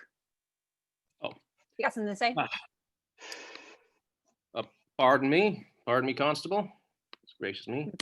Oh heavens, what stuff is here? Was never a merry world since of two usuries the merriest was put down, and the worser allowed by order of law a furred gown to keep him warm, and furred with fox and lambskins too, to signify that craft, being richer than innocency, stands for the facing. Come your way, sir. Bless good father, bless you, good father Friar. And you, good brother father, what offense hath this man made you, sir? Mary said, he hath offended the law, and so we take him to be a thief too. For we have found upon him a strange picklock, which we have sent to the deputy. Fie, sirrah, a bawd, a wicked bawd. A wicked The bad. evil that thou causest to be done, that is thy means to live. Do thou but think what 'tis to cram a maw or cloth a back, to cram a maw or clothe a back from such a filthy vice. Say to thyself, from their abominable and beastly touches, I drink, I eat, array myself, and live. Canst thou believe thy living is a life so stinkingly depending? Go mend, go mend. Indeed, it does stink in some sort, sir, but yet, sir, I would prove to you that Nay, I if am the actually... devil have given thee proofs for sin, thou wilt prove his. Take him to prison, officer. Correction and instruction must both work ere this rude beast will profit. He must before the deputy, sir. He has given him warning. The deputy cannot abide a whoremaster. If he be a whoremonger and comes before him, he were as good go a mile on his errand. That we were all, as some would seem to be, from our faults, as faults from seeming, free. His neck will come to your waist. Accord, sir. I spy comfort. I cry bail. Here's a gentleman and a friend of mine. Enter Lucio. How now, noble Pompey? What, at the wheels of Caesar? Art thou led in triumph? Pygmalion's images, newly made woman to be had now for putting the hand in the pocket and extracting it clutched? What reply, huh? How to this tune, matter and method? Found in the last reign, huh? What sayest thou, Trot? Is the world as it was, man? Which is the way? Is it sad and few words, or how? The trick of it? Still thus and thus, still worse. How doth my dear morsel thy mistress? Procures she still, huh? Troth, sir, she hath eaten up all her beef, and she is herself in the tub. What is good? It is the right of it. It must be so. Ever your fresh whore and your powdered bod, an unshunned consequence. It must be so. Art going to prison, Pompey? Yes, faith, sir. Ah, 'tis not amiss, Pompey. Farewell. Go, say I sent thee thither. For debt, Pompey, or how? For being a bad. For being a bad. Well, then, imprison him. If imprisonment be the due of a bawd, why, 'tis his right. Bawd is he doubtless, and of antiquity too. Bawd born. Farewell, good Pompey. Commend me to the prison, Pompey. You will turn good husband now, Pompey. You will keep the house. I hope, sir, your good worship will be my bail. No, indeed I will not, Pompey. It is not the wear. I will pray, Pompey, to increase your bondage. If you take it not patiently, why your metal is the more. Adieu, trusty Pompey. Bless you, friar. And you. Does Bridget paint still, Pompey? Huh? Come your way, sir. Come. You will not bail me then, sir? Then, Pompey, nor now. What news abroad, friar? What news? Come your way, sir. Come, let's go, kid. Go to the kennel, Pompey, go. Elbow Pompey and officers. What news, friar, of the Duke? I know none. Can you tell me of any? Some say he is with the Emperor of Russia. Others some he is from. But where is he, think you? I know not where, but wheresoever, I wish him well. It was a mad, fantastical trick of him to steal from the state and usurp the beggary he was never born to. Lord Angelo dukes it well in his absence. He puts transgression to it. He does well in it. Mm-hmm. A little more lenity to lechery would do no harm in him. Something too crabbed that way, friar. It is too general a vice, and severity must cure it. Yes, in good sooth, the vice is of great kindred. It is well allied. But it is impossible to extirp it quite, friar, till eating and drinking be put down. They say this Angelo was not made by man and woman after this downright way of creation. Is it true, think you? How should he be made, then? Some report a sea maid spawned him. Some that he was begot between two stockfishes. But it is certain that when he makes water, his urine is congealed ice. That I know to be true. And he is a motion generative. That's infallible. You are pleasant, sir, and speak apace. Why, what a ruthless thing is this in him for the rebellion of a codpiece to take away the life of a man? Would the Duke that is absent have done this? Ere he would have hanged a man for the getting 100 bastards, he would have paid for the nursing 1,000. He had some feeling of the sport. He knew the service, and that instructed him to mercy. I never heard the Duke absent Duke much detected for women. He was not inclined that way. Oh, sir, you are deceived. 'Tis not possible. Who? Not the Duke? Yes, your baker of 50. And his use was to put a ducat in her clack dish. The Duke had crotchets in him. He would be drunk too. That, let me inform you. You do him wrong. Surely. Sir, I was an inward of this. A shy fellow was the Duke, and I believe I know the cause of his withdrawing. What, I prithee, might be the cause? No. Pardon, 'tis a secret must be locked within the teeth and lips. But this I can let you understand. The greater file of the subject held the Duke to be wise. Wise? Why, no question but he was. A very superficial, ignorant, unweighing fellow. Either this is the envy in you, folly, or mistaking. The very stream of his life and the business he hath helmed must, upon a warranted need, give him a better proclamation.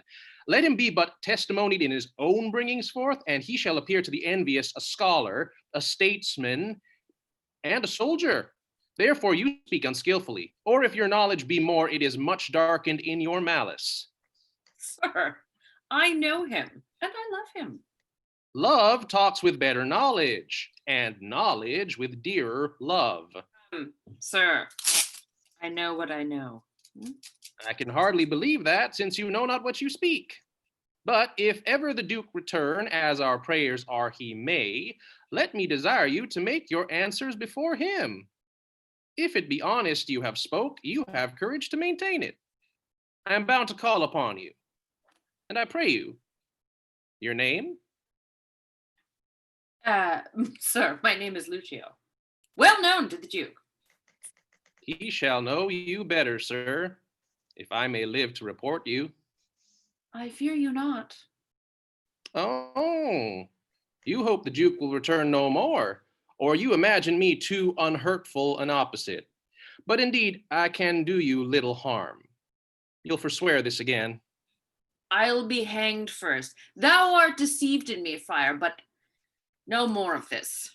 Canst thou tell if Claudio die tomorrow or no? Why should he die, sir? Why? For filling a bottle with a tundish. I would the Duke we talk of were returned again. The ungentured agent will unpeople the province with continency. Sparrows must not build in his house eaves because they are lecherous. The Duke yet would have dark deeds darkly answered. He would never bring them to light. Would he were returned. Mary, this Claudio is condemned for untrussing. Farewell, good friar. I prithee, pray for me. The Duke, I say to thee again, would eat mutton on Fridays. He's not past it yet. And I say to thee, he would mouth with a beggar, though she smelt brown and bread and garlic. Say that I said so. Farewell. That's it.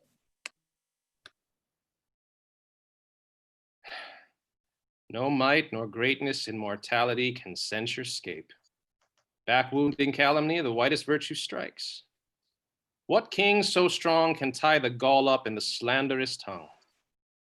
But who comes here? Enter Aeschylus provost officers with Mistress Overdone. Go away with her to prison.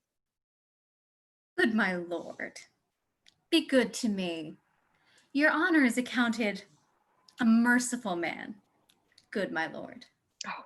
Double and treble admonition, and still forfeit in the same kind. This would make mercy swear and play the tyrant. A baud of 11 years continuance, may it please your honor. My lord, this is one Lucio's information against me.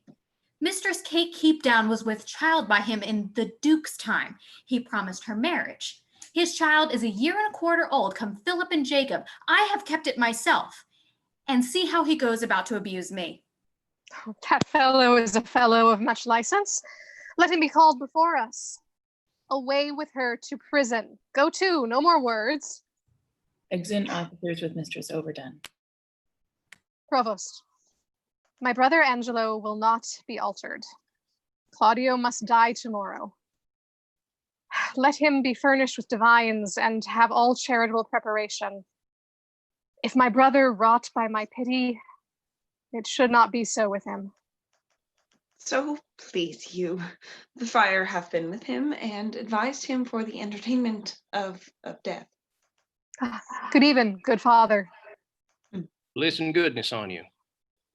Of whence are you? Not of this country, though my chance is now to use it for my time. I am a brother of gracious order, late come from the sea, in special business from his holiness. What news abroad in the world? None, but that there is so great a fever on goodness that the dissolution of it must cure it. Novelty is only in request, and it is as dangerous to be aged in any kind of course as it is virtuous to be constant in any undertaking. There is scarce truth enough alive to make society secure, but security enough to make fellowships accursed. Much upon this riddle runs the wisdom of the world. This news is old enough, yet it is every day's news. I pray you, sir, of what disposition was the Duke? One that, above all other strifes, contended especially to know himself. What pleasure was he given to?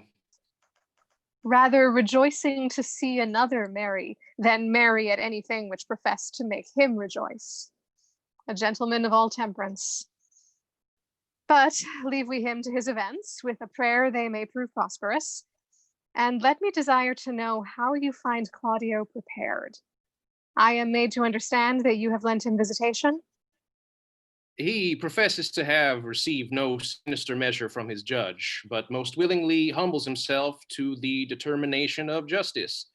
Yet had he framed to himself, by the instruction of his frailty, many deceiving promises of life, which I by my good leisure have discredited to him, and now is he resolved to die.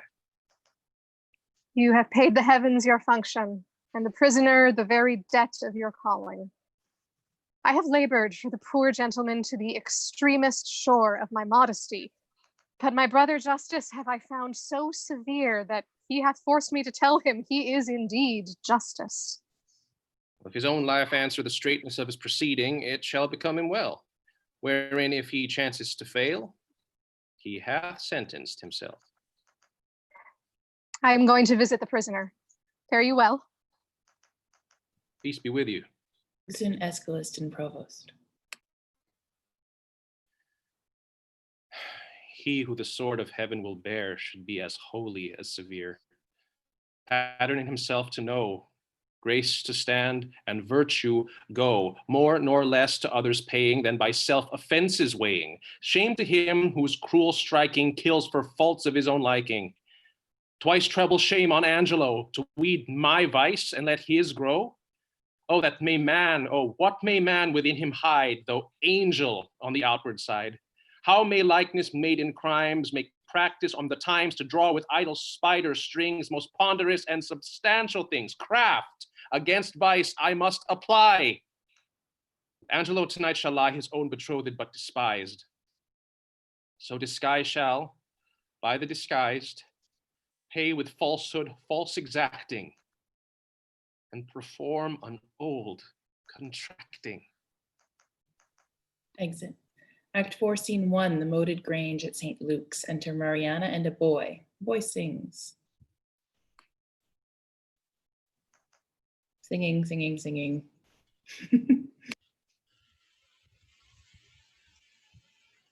Break off thy song and haste thee quick away.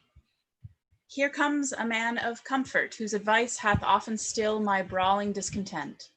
Exit boy. Enter Duke Vincentio disguised. I cry you mercy, sir, and well could wish you had not found me here so musical. Let me excuse me, and believe me so, my mirth it much displeased, but pleased my woe.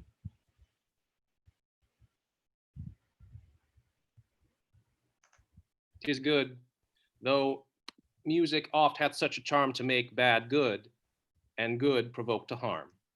I pray you tell me, hath anybody inquired for me here today?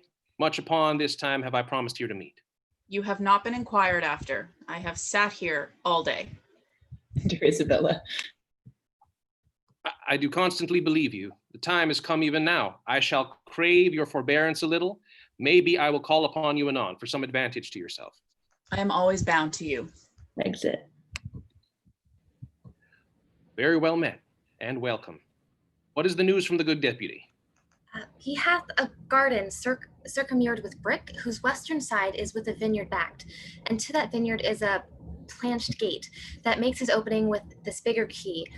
This other doth command a little door which from the vineyard to the garden leads. There have I made my promise upon the heavy middle of the night to call upon him. But shall you on your knowledge find this way? I have taken a due and wary note upon it, with whispering and most guilty diligence, in action all of precept. He did show me the way twice o'er. Are there no other tokens between you agreed upon concerning her observance? No, none, but only a repair in the dark, and that I have possessed him, my most stay can be but brief. For I have made him know I have a servant comes with me along, that stays upon me, whose persuasion is I come about my brother. 'Tis well borne up. I have not yet made known to Mariana a word of this. I have not yet made known to Mariana a word of this. What ho, within, come forth.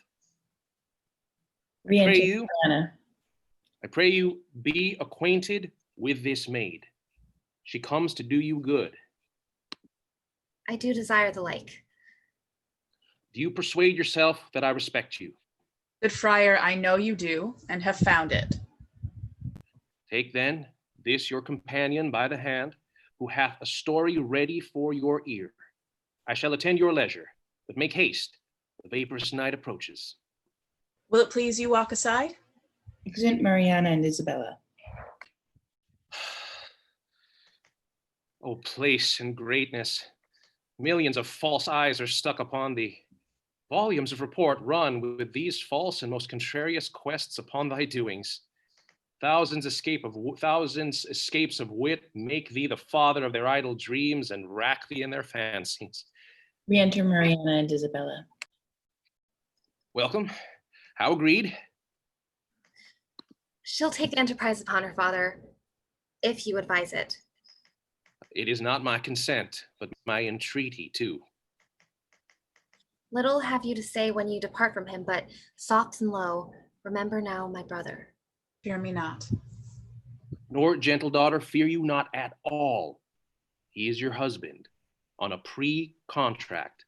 To bring you thus together, 'tis no sin, sith that the justice of your title to him doth flourish the deceit. Come, let us go. Our corns to reap, for yet our tithes to sow. Exeunt. Scene 2, a room in the prison. Enter Provost and Pompey. Come hither, Sirrah. Can you cut off a man's head? If the man be a bachelor, sir, I can. But if he be a married man, he's his wife's head, and I can never cut off a woman's head. Come, sir, leave me your snatches, and yield me a direct answer. Tomorrow morning are to die Claudio and Barnardine. Here is in our prison a common executioner, who in his office lacks a helper. If you will take it on you to assist him, it shall redeem you from your gyves. If not, you shall have your full time of imprisonment and your deliverance with an unpitied whipping, for you have been a notorious bawd.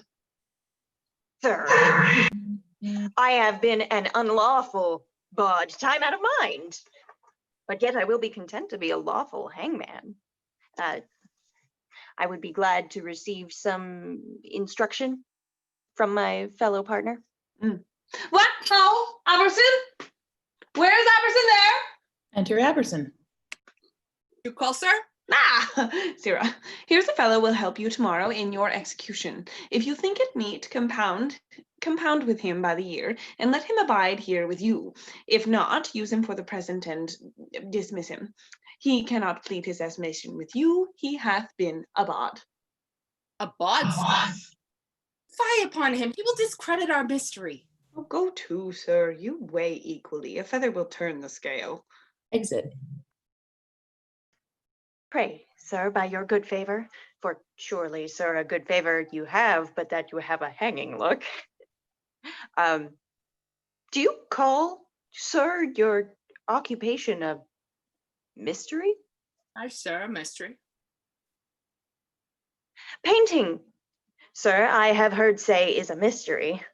And your whores, sir, being members of my occupation, using painting do prove my occupation a mystery.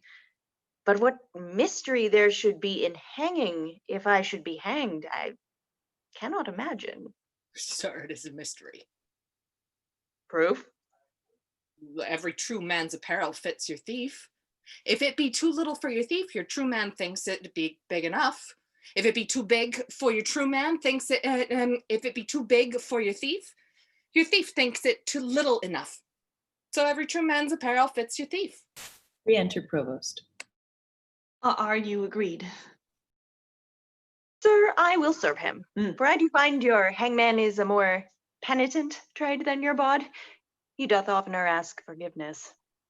You, Sirrah, provide your block and your axe tomorrow, 4 o'clock. Come on, bawd.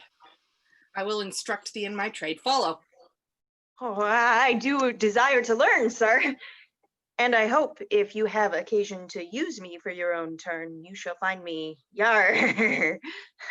For truly, sir, for your kindness, I owe you a good turn. Call hither Barnardine and Claudio. Exeunt Pompey and Aberson. The one has my pity, not a jot the other, being a murderer, though you were my brother. To Claudio. Look, here's the warrant, Claudio, for thy death. 'Tis now dead midnight, and by 8 tomorrow thou must be made immortal. Where's Barnardine? As fast locked up in sleep as guiltless labor when it lies starkly in the traveler's bones. He will not wake. Who can do good on him? Well, go, prepare yourself. But hark, what noise? Heaven give your spirits comfort! Exit Claudio. By and by. I hope it is some pardon or reprieve for the most gentle Claudio. Enter Vincentio disguised as before. Welcome, Father. The best and wholesome spirits of the night envelop you, good provost. Who called here of late? None since the curfew rung. Not Isabel? No. They will then, ere it be long. What comfort is for Claudio? There's some in hope. It is a better deputy. Not so, not so. His life is paralleled even with the stroke and line of his great justice. He doth with holy abstinence subdue that in himself which he spurs on his power to qualify in others. Where he mealed with that which he corrects, then were he tyrannous. But this being not so, he's just. Now are they come. Exit Provost. This is a gentle provost. Seldom, when the steel jailer is the friend of men. How now? What noise? That spirit's possessed with haste that wounds the unsisting postern with these strokes. We enter Provost. There he must stay until the officer arrives to let him in. He is called up. Have you no countermand for Claudio yet? But he must die tomorrow. None, sir. As near the dawning provost as it is, you shall hear more ere morning. Happily, you something know, yet I believe there comes no countermand. No such example have we. Besides, upon the very siege of justice, Lord Angelo hath to the public ear professed the contrary. Enter a messenger. This is his lordship's man. And here comes Claudio's pardon. My lord hath sent you this note, and by me this further charge, that you swerve not from the smallest article of it, neither in time, matter, or other circumstance. Good morrow, for as I take it, it is almost day. I shall obey him. Exit messenger. This is his pardon, purchased by such sin for which the pardoner himself is in. Hence hath offense his quick celerity when it is born in high authority. When vice makes mercy, mercies so extend that for the fault's love is the offender friended. Now, sir, what news? I told you, Lord Angelo, belike, thinking me remiss in mine office, awakens me with this unwonted putting on, methinks strangely, for he hath not used it before. Pray you, let's hear. Whatsoever you may hear to the contrary, let Claudio be executed by 4 of the clock, and in the afternoon Barnardine. For my better satisfaction, let me have Claudio's head. Send me by 5. Let this be duly performed with a thought that more depends on it than we must deliver. Thus, fail not to do your office as you will answer it at your peril. What say to you this, sir? What is that Barnardine who is to be executed this afternoon? A Bohemian born, but here nursed and bred. One that is a prisoner 9 years old. How came it that the absent duke had either delivered him to his liberty or executed him? I have heard it was never his manner to do so. His friends still wrought reprieve for him, and indeed his fact till now in the government of the Lord Angelo come not to undoubtable proof. It is now apparent? Most manifest, and not denied by himself. Hath he borne himself penitently in prison? How seems he to be touched? A man that apprehends death no more dreadfully, but as a drunken sleep, careless, reckless, and fearless of what's past, present, or to come, insensible of mortality, and desperately mortal. He wants advice. You will hear none. He hath evermore had the liberty of the prison. Give him leave to escape hence. He would not. Drunk many times a day, if not many days entirely drunk. We have very oft awakened him as if to carry him to execution, and showed him a seeming warrant for it. It hath not moved him. More of him anon. There is written in your brow, provost, honesty and constancy. If I read it not truly, my ancient skill beguiles me, but in the boldness of my cunning, I will lay myself in hazard. Claudio, whom here you have warrant to execute, is no greater forfeit to the law than Angelo, who hath sentenced him. To make you understand this in a manifested effect, I crave but 4 days' respite, for the which you are to do me both a present and a dangerous courtesy. Pray, sir, in what? In the delaying death. Alack, how may I do it, having the hour limited and an express command under penalty to deliver his head in the view of Angelo? I may make my case as Claudio's to cross this in the smallest. By the vow of mine order, I warrant you, if my instructions may be your guide, let this Barnardine be this morning executed, and his head borne to Angelo. Angelo hath seen them both, and will discover the favor. Oh, that's a great disguiser. And you may add to it, shave the head, and tie the beard, and say it was the desire of the penitent to be so bared before his death.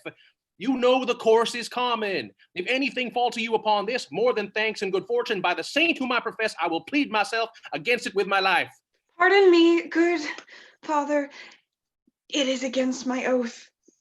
Were you sworn to the Duke or to the deputy? To him and to his substitutes.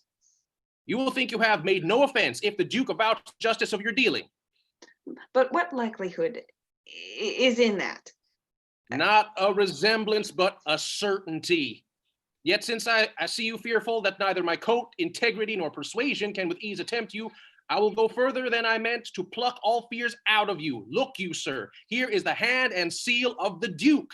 You know the character, I doubt not, and the signet is not strange to you. I know them both. The contents of this is the return of the Duke. You shall anon overread it at your pleasure, where you shall find within these 2 days he will be here. This is a thing that Angelo knows not, for he this very day receives letters of strange tenor.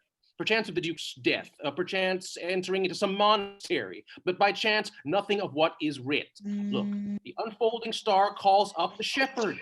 Look, the unfolding star calls up the shepherd, but put not yourself into amazement how these things should be. All difficulties are but easy when they are known.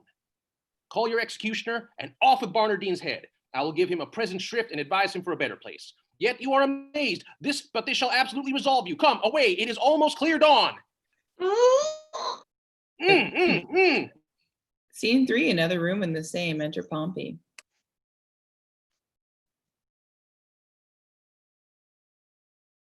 Here we go, here we go.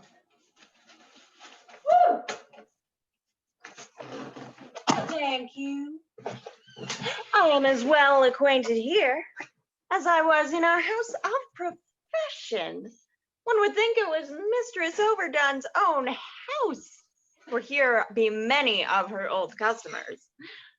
First, here's young Master Rash. Oh, here, he's in for a commodity of brown paper and old ginger, £9 £17, of which he made 5 marks ready money. Marry, then ginger was not much in request, for the old women were all dead. Then is there here one Master Caper at the suit of Master Threepile the mercer for some 4 suits of peach-colored satin, which now peaches him a beggar. Then we have here young Dizzy and young Master Deep Vow and Master Copper Spur and Master Starve Lackey, the Rapier and Dagger Man, and young Drop Air that killed Lusty Pudding, and Master Forthlight the Tilter, and Brave Master Shoe Tie the Traveler, and Wild Half Can that stabbed Pots, and I think 40 more. All great doers in our trade and are now, for the Lord's sake. Enter Aberson. Do I bring Bernardine hither?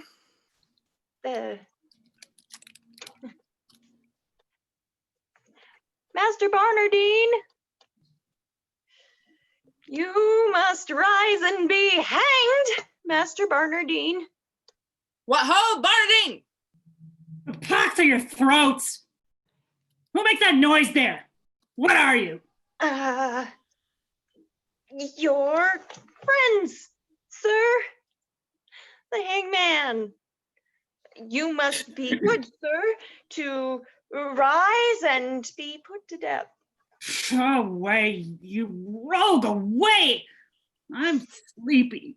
Okay, yeah. Bellamy must awaken that quickly too. Pray, Master Barnardine, awake till you are executed and sleep after. Go into him and fetch him out. Oh, he's coming, sir. He is coming. I heard his straw rustle. Is the axe upon the block, sirrah? Very ready, sir. Enter Barnardine. How now, Abhorson? What's the news with you? Truly, sir, I would desire you to clap into your prayers, for look you, the warrants come. You rogue! I've been drinking all night. I am not fitted for it. Oh, for the better, sir. For he that drinks all night and is hanged betimes in the morning may sleep the sounder the next day. Look you, sir, here comes your ghostly father. Do we just now, thank you?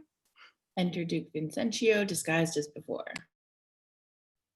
Sir, induced by my charity and hearing how hastily you are to depart, I am come to advise you, comfort you, and pray with you. Not I. I have been drinking hard all night, and I will have more time to prepare me, or they shall beat out my brains with billets. I will not consent to die this day, that's certain. Oh, sir, you must. And therefore I beseech you, look forward on the journey you shall go. I swear I will not die today for any man's persuasion. But hear you. Not a word. If you have anything to say to me, come to my ward, for thence will I not to die. Exit. Unfit to live or die. Oh, gravel heart. After him, fellows. Bring him to the block. Edson, Everson, and Pompey re-enter Provost. Now, sir, how do you find the prisoner? A creature unprepared, unmeet for death, and to transport him in the mind he is were damnable. Here in the prison, father. There died this morning of a cruel fever one Ragozine, a most notorious pirate, a man of Claudio's years, his beard and head just of his color. What if we do omit this reprobate till he were well inclined, and satisfy the deputy with the visage of Ragozine more like to Claudio? Oh! 'Tis an accident that heaven provides. Dispatch it presently. The hour draws on, prefixed by Angelo. See this be done and send according to command, whilst I persuade this rude wretch willingly to die. This shall be done, good father, presently. But Barnardine must die this afternoon. How shall we continue Claudio to save me from the danger that might come if he were known alive? Let this be done. Put them in secret holds, both Barnardine and Claudio. Ere twice the sun hath made his journal greeting to the under generation, you shall find your safety manifested. I am your free defendant. Quick, dispatch and send ahead to Angelo. Exit Provost. Now will I write letters to Angelo. The provost, he shall bear them, whose contents shall witness to him I am near at home, and that by great injunctions I am bound to enter publicly. Him I'll desire to meet me at the consecrated fount, a league below the city. And from thence, by cold gradation and well-balanced form, we shall proceed with Angelo. Re-enter Provost. Here is the head, I'll carry it myself. Convenient is it? With a swift return, for I would commune with you of such things that want no ears but yours. I'll make all speed. Exit. So be here. The tongue of Isabel. She's come to know if yet her brother's pardon be come hither. But I will keep her ignorant of her good, to make her heavenly comforts of despair, when it is least expected. Enter Isabella. Well, by your leave. Good morning to you, fair and gracious daughter. The better given me by so holy a man. Hath yet the deputy sent my brother's pardon? He hath released him, Isabel, from the world. His head is off and sent to Angelo. Nay, but it is not so. It is no other. Show your wisdom, daughter, in your close patience. Oh, I will to him and pluck out his eyes. You shall not be admitted to his sight. Unhappy Claudio, wretched Isabel, injurious world, most damned Angelo. This nor hurts him nor profits you a jot. Forbear it, therefore. Give your cause to heaven. Mark what I say. which you shall find by every syllable of faithful verity. The Duke comes home tomorrow. Nay, dry your eyes. One of our convent and his confessor gives me this instance. Already he have carried notice to Aeschylus and Angelo, whom do prepare to meet him at the gates, there to give up their power. If you can, haste your wisdom in that good path that I would wish it go, and you shall have your bosom on this wretch. Grace of the Duke, revenges to your heart, and general honor. I am directed by you. This letter then to Friar Peter give. 'Tis that he sent me of the Duke's return. Say by this token, I desire his company at Mariana's house tonight. Her cause and yours I'll perfect him withal, and he shall bring you before the Duke and to the head of Angelo, and to the head of Angelo accuse him home and home. For my poor self, I am confined by a sacred vow and shall be absent. Wend you with this letter. Command these fretting waters from your eyes with a light heart. Trust not my holy order if I pervert your course. Who's there? Who's here? Enter Lucio. Good even, Friar. Where's the provost? Not within, sir. Oh, pretty Isabella, I am pale at mine heart to see thine eyes so red. Thou must be patient. I am fain to dine and sup with water and bran. I dare not for my head fill my belly. One fruitful meal would set me to it. But they say the Duke will be here by tomorrow. By my troth, Isabel, I loved thy brother. If the old fantastical Duke of Dark Corners had been at home, he had lived. Exit Isabella. Sir, the Duke is marvelous little beholding to your reports, but the best is he lives not in them. For thou knowest not the Duke so well as I do. He's thou takest him for. Well, you'll answer this one day. Fare ye well. Nay, tarry, I'll go along with thee. I can tell thee pretty tales of the Duke. You have told me too many of him already, sir, if they be true. If not true, none were enough. I was once before him for getting a wench with child. Did you such a thing? Marry, did I, but I was fain to forswear it. They would else have married me to the rotten meddler. Sir, your company is fairer than honest. Rest you well. By my troth, I'll go with thee to the lane's end. If body talk offend you, we'll have very little of it. Nay, friar, kind of burr, I shall stick. Exeunt. Scene 4, room in Angelo's house. Enter Angelo and Aeschylus.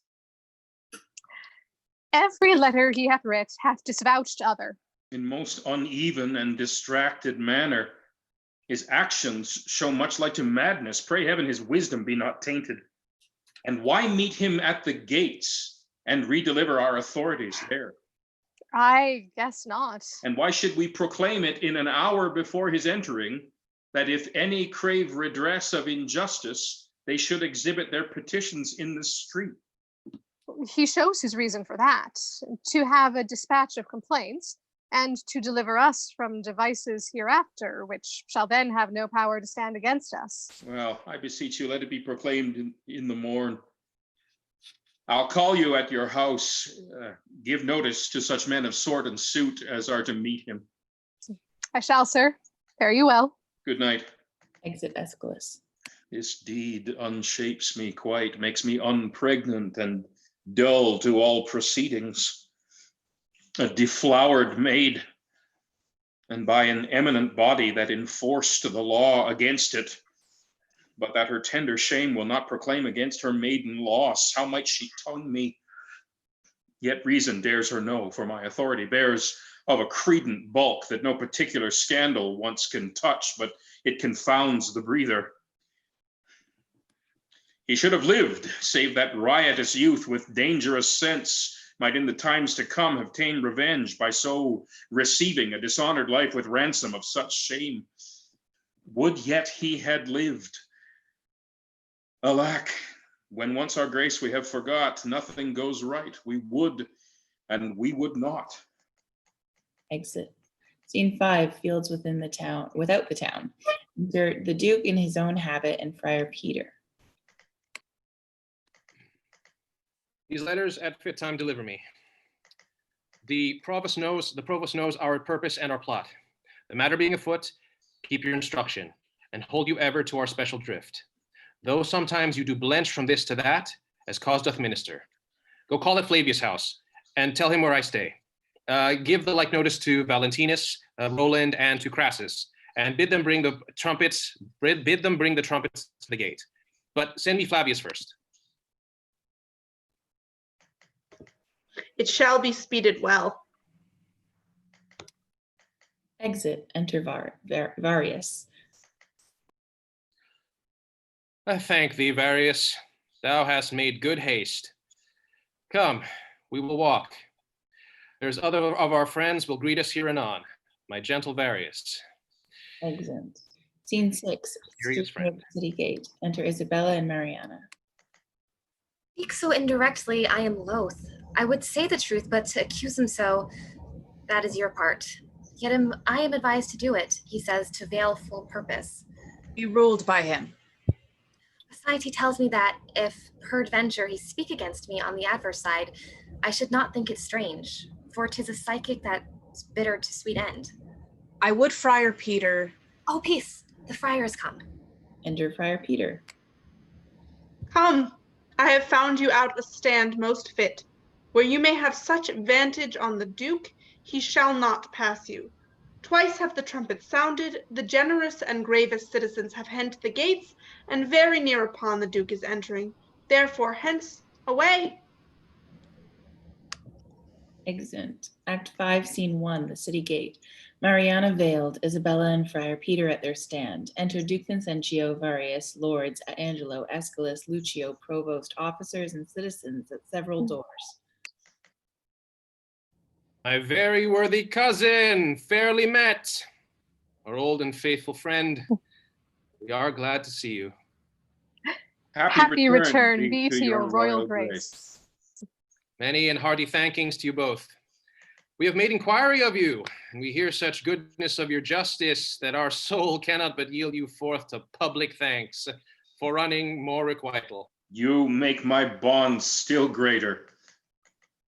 Oh, your desert speaks loud, and I should wrong it to lock it in the wards of covert bosom, when it deserves with characters of brass a forted residence against the tooth of time and razor of oblivion. Give me your hand, and let the subjects see, to make them know that outward courtesies would fain proclaim favors that keep within. Come, Aeschylus, you must walk by us on our other hand, and good supporters are you. Friar Peter and Isabella come forward. Now is your time. Speak loud and kneel before him. Justice, O royal Duke. Veil your regard upon a wronged, I would fain have said a maid. O worthy prince, dishonor not your eye by throwing it on any other object till you have heard me in my true complaint and given me justice, justice, justice, justice. Relate your wrongs. In what? By whom? Be brief. Here is Lord Angelo, shall give you justice. Reveal yourself to him. O worthy Duke, you bid me seek redemption of the devil. Hear me yourself, for that which I must speak must either punish me, not being believed, or wring redress from you. Hear me, oh, hear me here. My lord, her wits, I fear me, are not firm. She hath been a suitor to me for her brother cut off by course of justice. By course of justice? And she will speak most bitterly and strange. Most strange, but yet most truly will I speak. That Angelo's forsworn, is it not strange? That Angelo's a murderer, is it not strange? That Angelo is an adulterous thief, an hypocrite, a virgin violator, is not strange and strange. Nay, it is 10 times strange. It is not truer he is Angelo, then this is all as true as it is strange.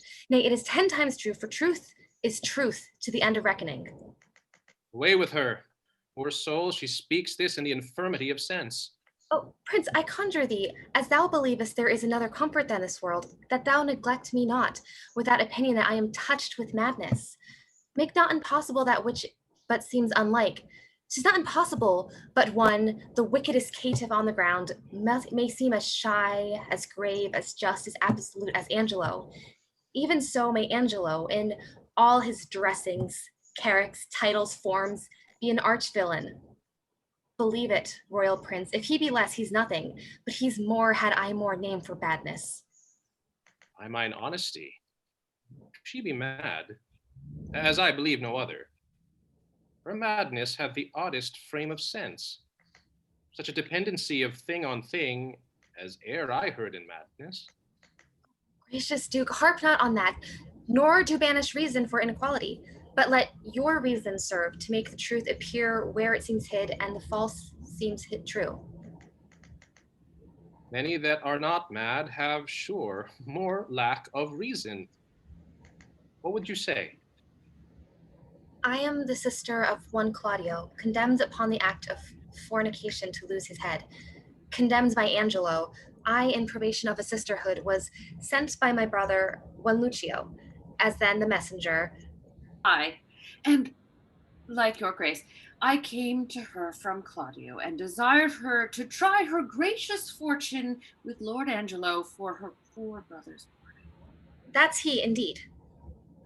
You were not bid to speak. No, my good lord, nor wish to hold my peace. I wish you now, then. Pray you, take note of it, and when you have a business for yourself, pray heaven you then be perfect. I warrant, your honor. The warrant's for yourself, take heed to it.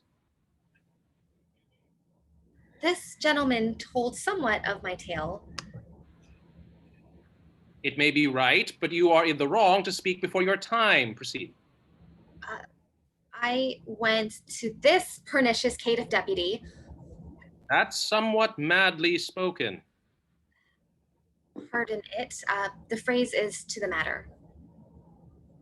Mend it again. The matter. Proceed. In brief, to set the needless process by, how I persuaded, how I prayed and kneeled, how he repelled me, and how I replied. For this was much length. The vile conclusion I now begin with grief and shame to utter. He would not, but by gift of my chaste body to his concupiscible and intemperate lust, release my brother, and after much debatement, I did yield to him. After much debatement, my sisterly remorse confused mine honor, and I did yield to him. But the next morn betimes, his purpose surfitting, he sends a warrant for my poor brother's head. This is most likely.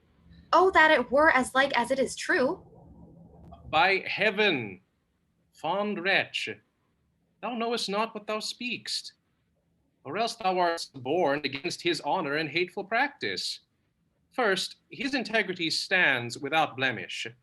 Next, it imports no reason that with such vehemency he should pursue faults proper to himself. If he had so offended, he would have weighed thy brother by himself and not have cut him off. Someone hath set you on. Confess the truth, and say by whose advice thou camest here to complain. And is this all? Then, oh, you blessed ministers above, keep me in patience, and with ripened time unfold the evil which is here wrapped up in countenance. Heaven shield your grace from woe, as I, thus wronged, hence unbelieved go. I know you'd fain be gone. An officer, to prison with her. Shall we thus permit a blasting and a scandalous breath to fall on him so near us? This needs must be a practice. Who knew of your intent in coming hither? One that I were here, Friar Ludovic. A ghostly father, belike. Who knows that, Lodowick? My lord, I know him. 'Tis a meddling friar. I do not like the man. Had he been laid, my lord, for certain words he spake against your grace in your retirement, I had swinged him soundly. Words against me? Mm. This is a good friar, belike. And to set on this wretched woman here against our substitute, let this friar be found. Yesternight, my lord, she and that friar, I saw them at the prison. A saucy friar, a very scurvy fellow. Blessed be your royal grace. I have stood by, my lord, and I have heard your royal ear abused. First, hath this woman most wrongfully accused your substitute, who is as free from touch or soil with her as she from one ungot. We did believe no less. Know you that Friar Lodowick that she speaks of? I know him for a man divine and holy, not scurvy nor a temporary meddler, as he's reported by this gentleman, and on my trust, a man that never yet did, as he vouches, misreport your grace. My lord, most villainously, believe it. Well, he in time may come to clear himself, but at this instant he is sick, my lord, of a strange fever. Upon his mere request, being come to knowledge that there was complaint intended against Lord Angelo, came I hither, to speak as from his mouth what he doth know is true and false, and what he with his oath and all probation will make up full clear whensoever he's convented.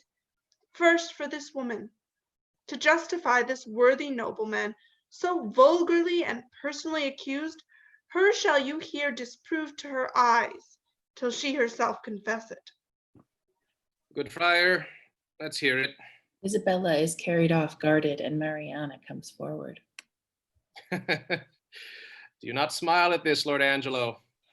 Oh, heaven, the vanity of wretched fools. Give us some seats. Come, cousin Angelo. In this, I'll be impartial. Be you judge of your own cause. Is this the witness, friar? First, let her show her face, and after speak. Pardon, my lord. I will not show my face until my husband bid me. What, are you married? No, my lord. Are you a maid? No, my lord. A widow, then? Neither, my lord. Why, you are nothing, then? Neither maid, widow, nor wife? My lord, she may be a punk, for many of them are neither maid, widow, nor wife. Silence that fellow. I would he had some cause to prattle for himself. Well, my lord. My lord, I do confess I ne'er was married, and I confess besides, I am no maid. I have known my husband, yet my husband knows not that ever he knew me. He was drunk then, my lord. It can be no better. For the benefit of silence, what thou wert so too. Well, my lord. This is no witness for Lord Angelo. Now come I to it, my lord. She that accuses him of fornication, in self-same manner doth accuse my husband, and charges him, my lord, with such a time when I'll depose I had him in mine arms with all the effect of love. Charges she more than me? Not that I know of. No? You say your husband? Why, just, my lord, and that is Angelo, who thinks he knows that he ne'er knew my body, but knows he thinks that he knows Isabel's. This is a strange abuse. Let's see thy face. My husband bids me. Now I will unmask. This is that face, thou cruel Angelo, which once thou sworest was worth the looking on. This is the hand which with a vowed contract was fast belocked in thine. This is the body that took away the match from Isabel and did supply thee at thy garden house in her imagined person. Know you this woman? Arnally, she says. Sirrah, no more. Enough, my lord. My lord, I must confess, I know this woman. And 5 years since there was some speech of marriage betwixt myself and her, which was broke off, partly for that her promised proportions came short of composition, but in chief from that her reputation was disvalued in levity, since which time of 5 years I never spake with her, nor saw her, nor heard from her, upon my faith and honor. Noble prince, as there comes light from heaven and words from breath, as there is sense in truth and truth in virtue, I am affianced this man's wife as strongly as words could make up vows. And my good lord, but Tuesday night last gone in's garden house, he knew me as a wife. As this is true, let me in safety raise me from my knees, or else forever be confixed here, a marble monument. I did but smile till now. Now, good my lord, give me the scope of justice. My patience here is touched. I do perceive these poor informal women are no more but instruments of some more mightier member that sets them on. Let me have way, my lord, to find this practice out. Aye, with my heart, and punish them to your height of pleasure. Thou foolish friar, and thou pernicious woman, compact with her that's gone, think thou thy oaths, though they will swear down particular saints, testimonies against his word sealed, that's probation. You, Lord Aeschylus, sit with us, lend him your pains to fight this abuse. Whence 'tis derived, there is another friar that set them on. Let him be sent for. Would he were here, my lord, for he indeed hath set the women on this complaint. Your provost knows the place where he abides, and he may fetch him. Go do it instantly. Exit provost. And you, my noble, well-warranted cousin, whom it comes to hear this matter forth, do you with your injuries as seems you best. In any chastisement, I believe you. But stir not till you have well determined upon these slanderers. My lord, we'll do it thoroughly. Exit Duke. Signor Lucio, did not you say you knew that Friar Lodovick to be a dishonest person? Culus non facit monachum. Honest in nothing but in his clothes, and one that hath spoke most villainous speeches of the Duke. We shall entreat you to abide here till he come and enforce them against him. We shall find this friar a notable fellow. As any in Vienna, on my word. Call that same Isabel here once again. I would speak with her. Exit an attendant. Pray you, my lord, give me leave to question. You shall see how I'll handle her. Not better than he, by her own report. Say you? Marry, sir, I think if you handled her privately, she would sooner confess. Perchance publicly she'll be ashamed. I will go darkly to work with her. That's the way, for women are light at midnight. Re-enter officers with Isabella and provost with the Duke Vincentio in the friar's habit. Come on, mistress. Here's a gentlewoman denies all that you have said. My lord, here comes the rascal I spoke of, here with the provost. In very good time. Speak not you to him till we call upon you. Mum. Come, sir. Did you set these women on to slander Lord Angelo? They have confessed you did. It's false. How?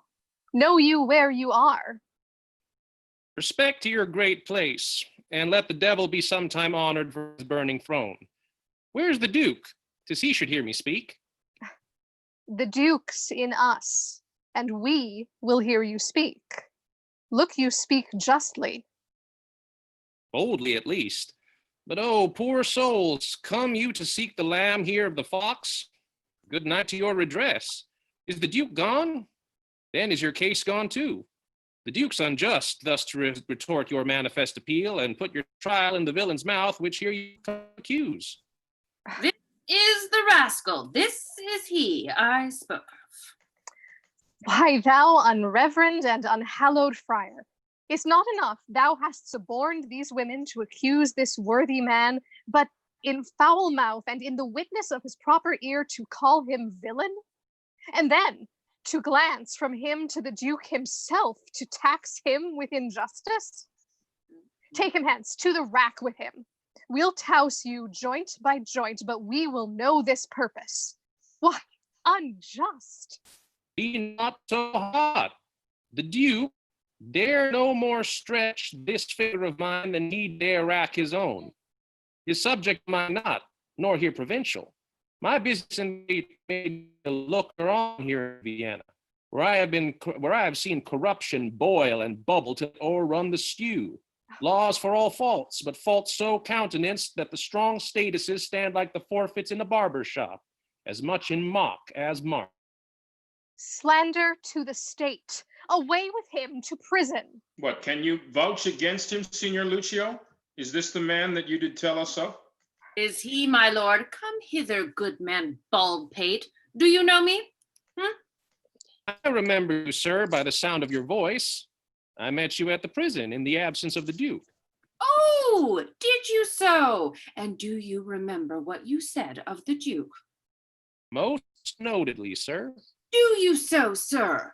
And was the Duke a fleshmonger, a fool, and a coward, as you then reported him to be? You must, sir, change persons with me ere you make that my report. You indeed spoke so of him, and much more, much worse. Thou damnable fellow, did not I pluck thee by the nose for thy speeches? I protest, I love the Duke as I love myself. Mark, how the villain would close now after his treasonable abuses. Such a fellow is not to be talked withal. Away with him to prison. Where is the provost? Away with him to prison. Lay bolts enough upon him, let him speak no more. Away with those giglets too, and with the other Confederate companion. Stay, sir, stay a while. What, resists he? Help him, Lucio. Sir, come, sir, come, sir. Foe, sir. What? You bald-pated, lying rascal, you must be hooded, must you? Show your knave's visage with a pox to you. Show your sheep-biting face and be hanged an hour. Would not off? Pulls off the friar's hood and discovers Duke Vincentio. Thou art the first knave that e'er mates to Duke. First, provost, let me bail these gentle three.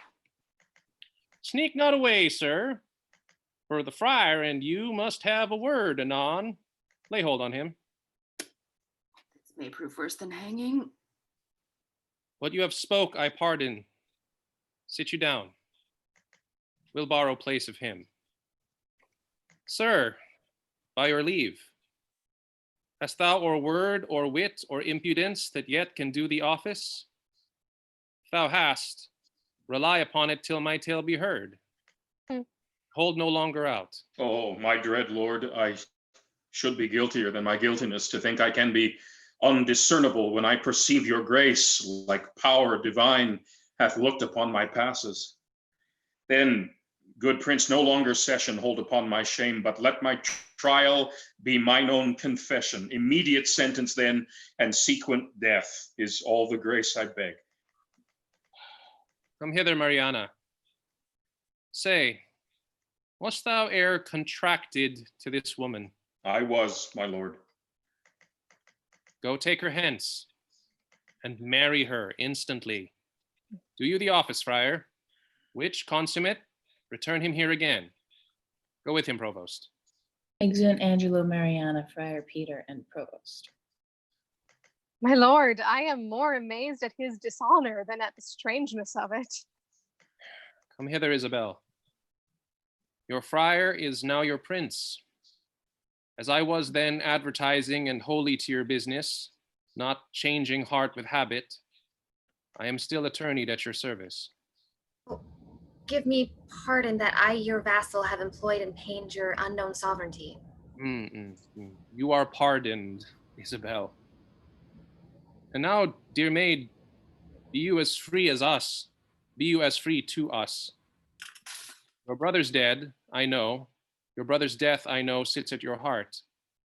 And you may marvel why I obscured myself, laboring to save his life, and would not rather make rash remonstrance of my hidden power than let him be so lost.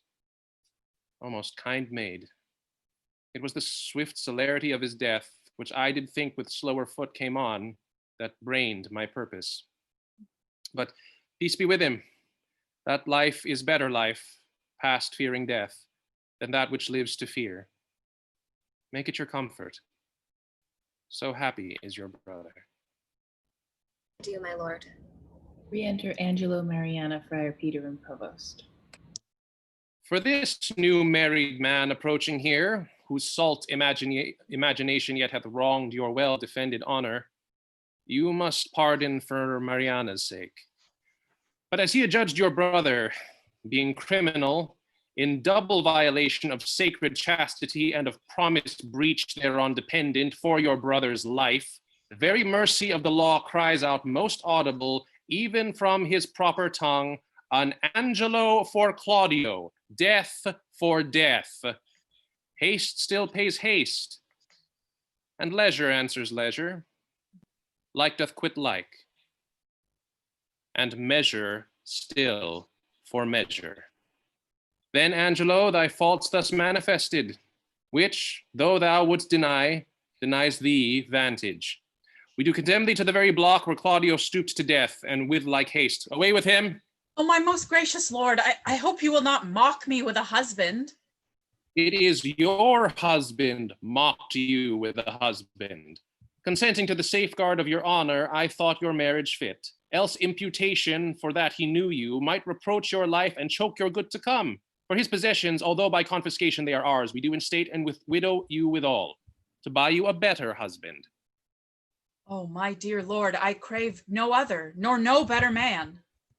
Never crave him. We are definitive. Gentle my liege. Kneeling. You do but lose your labor. Away with him to death.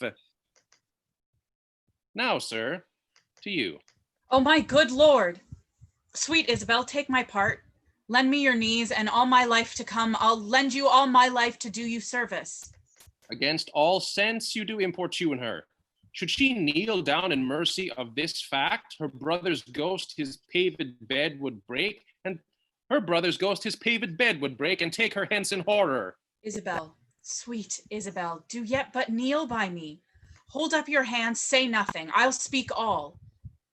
They say best men are molded out of faults, and for the most become much more the better for being a little bad. So may my husband. Oh, Isabel, will you not lend a knee? He dies for Claudio's death. Most bounteous sir. Kneeling. Look, if it please you, on this man condemned, as my brother lived, I partly think a due sincerity governed his deeds, till he did look on me. Since it is so, let him not die. My brother had but justice in that he did the thing for which he died. For Angelo, his act did not overtake his bad intent, and must be buried but as an intent that perished by the way. Thoughts are no subjects, intents but merely thoughts. Merely, my lord. Your suit's unprofitable. Stand up, I say. I have bethought me of another fault. Provost, how came it Claudio was beheaded at an unusual hour? It was commanded so. Had you a special warrant for the deed? No, my good lord, it was by private message. For which I do discharge you of your office. Give up your keys. Pardon me, noble lord. I thought it was a fault, but knew it not. You did repent me, after more advice, for testimony whereof, one in the prison, that should by private order else have died, I have reserved alive. What's he? His name is Barnardine. I would thou had done so by Claudio. Go, fetch him hither. Let me look upon him. Exit Provost. I am sorry one so learned and so wise as you, Lord Angelo, have still appeared, should slip so grossly, both in the heat of the blood and lack of tempered judgment afterward. I am sorry that such sorrow I procure, and So deep sticks it in my penitent heart that I crave death more willingly than mercy. 'Tis my deserving, and I do entreat it. Re-enter Provost with Barnardine, Claudio muffled, and Juliet. Which is that, Barnardine? This, my lord. There was a friar told me of this man. Sirrah, thou art said to have a stubborn soul that apprehends no further than this world, and squarest thy life according. Thou art condemned. But for those earthly faults, I quit them all, and pray thee take this mercy to provide for better times to come. Friar, advise him. I leave you to your hand. I leave him to your hand. And what muffled fellow's that? This is another prisoner that I saved, who should have died when Claudio lost his head, as like almost to Claudio as himself. Unmuffles Claudio. If he be like your brother, for his sake is he pardoned. And for your lovely sake, give me your hand and say you will be mine. He is my brother too. But fitter time for that. By this Lord Angelo perceives he's safe. Methinks I see a quickening in his eye. Well, Angelo, your evil quits you well. Look that you love your wife. Her worth yours. I find an apt remission in myself. And yet there's one in place I cannot pardon. You, Sirrah, that knew me for a fool, a coward, one all of luxury, an ass, a madman. Wherein have I so deserved of you that you extol me thus? My lord, I spoke it but according to the trick. If hang me for it, you may, but I had rather it would please you I might be whipped. Whipped first, and hanged after. Proclaim it, provost, round about the city. Is any woman wronged by this lewd fellow? As I have heard him swear himself, there's one whom he begot with child. Let her appear, and he shall marry her. The nuptial finished, let him be whipped and hanged. I beseech your highness, do not marry me to a whore. Your highness said, even now I made you a duke. Good my lord, do not recompense me in making me a cuckold. Upon mine honor, thou shalt marry her. Thy slanders I forgive, and therewithal remit thy other forfeits. Take him to prison, and see our pleasure herein executed. Marrying a punk, my lord, is pressing to death, whipping, and hanging. Slandering a prince deserves it. Exit officers with Lucio. She, Claudio, that you wronged, look you restore. Joy to you, Mariana. Love her, Angelo. I have confessed her, and I know her virtue. Thanks, good friend Aeschylus, for thy much goodness. There's more behind that is more gratulate. Thanks, provost, for thy care and secrecy. We shall employ thee in a worthier place. Forgive him, Angelo, that brought you home the head of Ragozine for Claudio's. The offense pardons itself. Dear Isabel, I have a motion much imports your good. Whereto, if you'll a willing ear incline, what's mine is yours, and what is yours is mine. So bring us to our palace, where we'll show what's yet behind. That's meet you all should know. Exit. The end.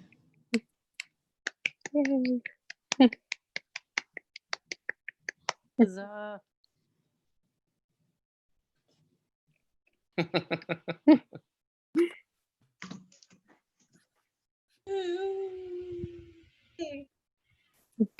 Nice.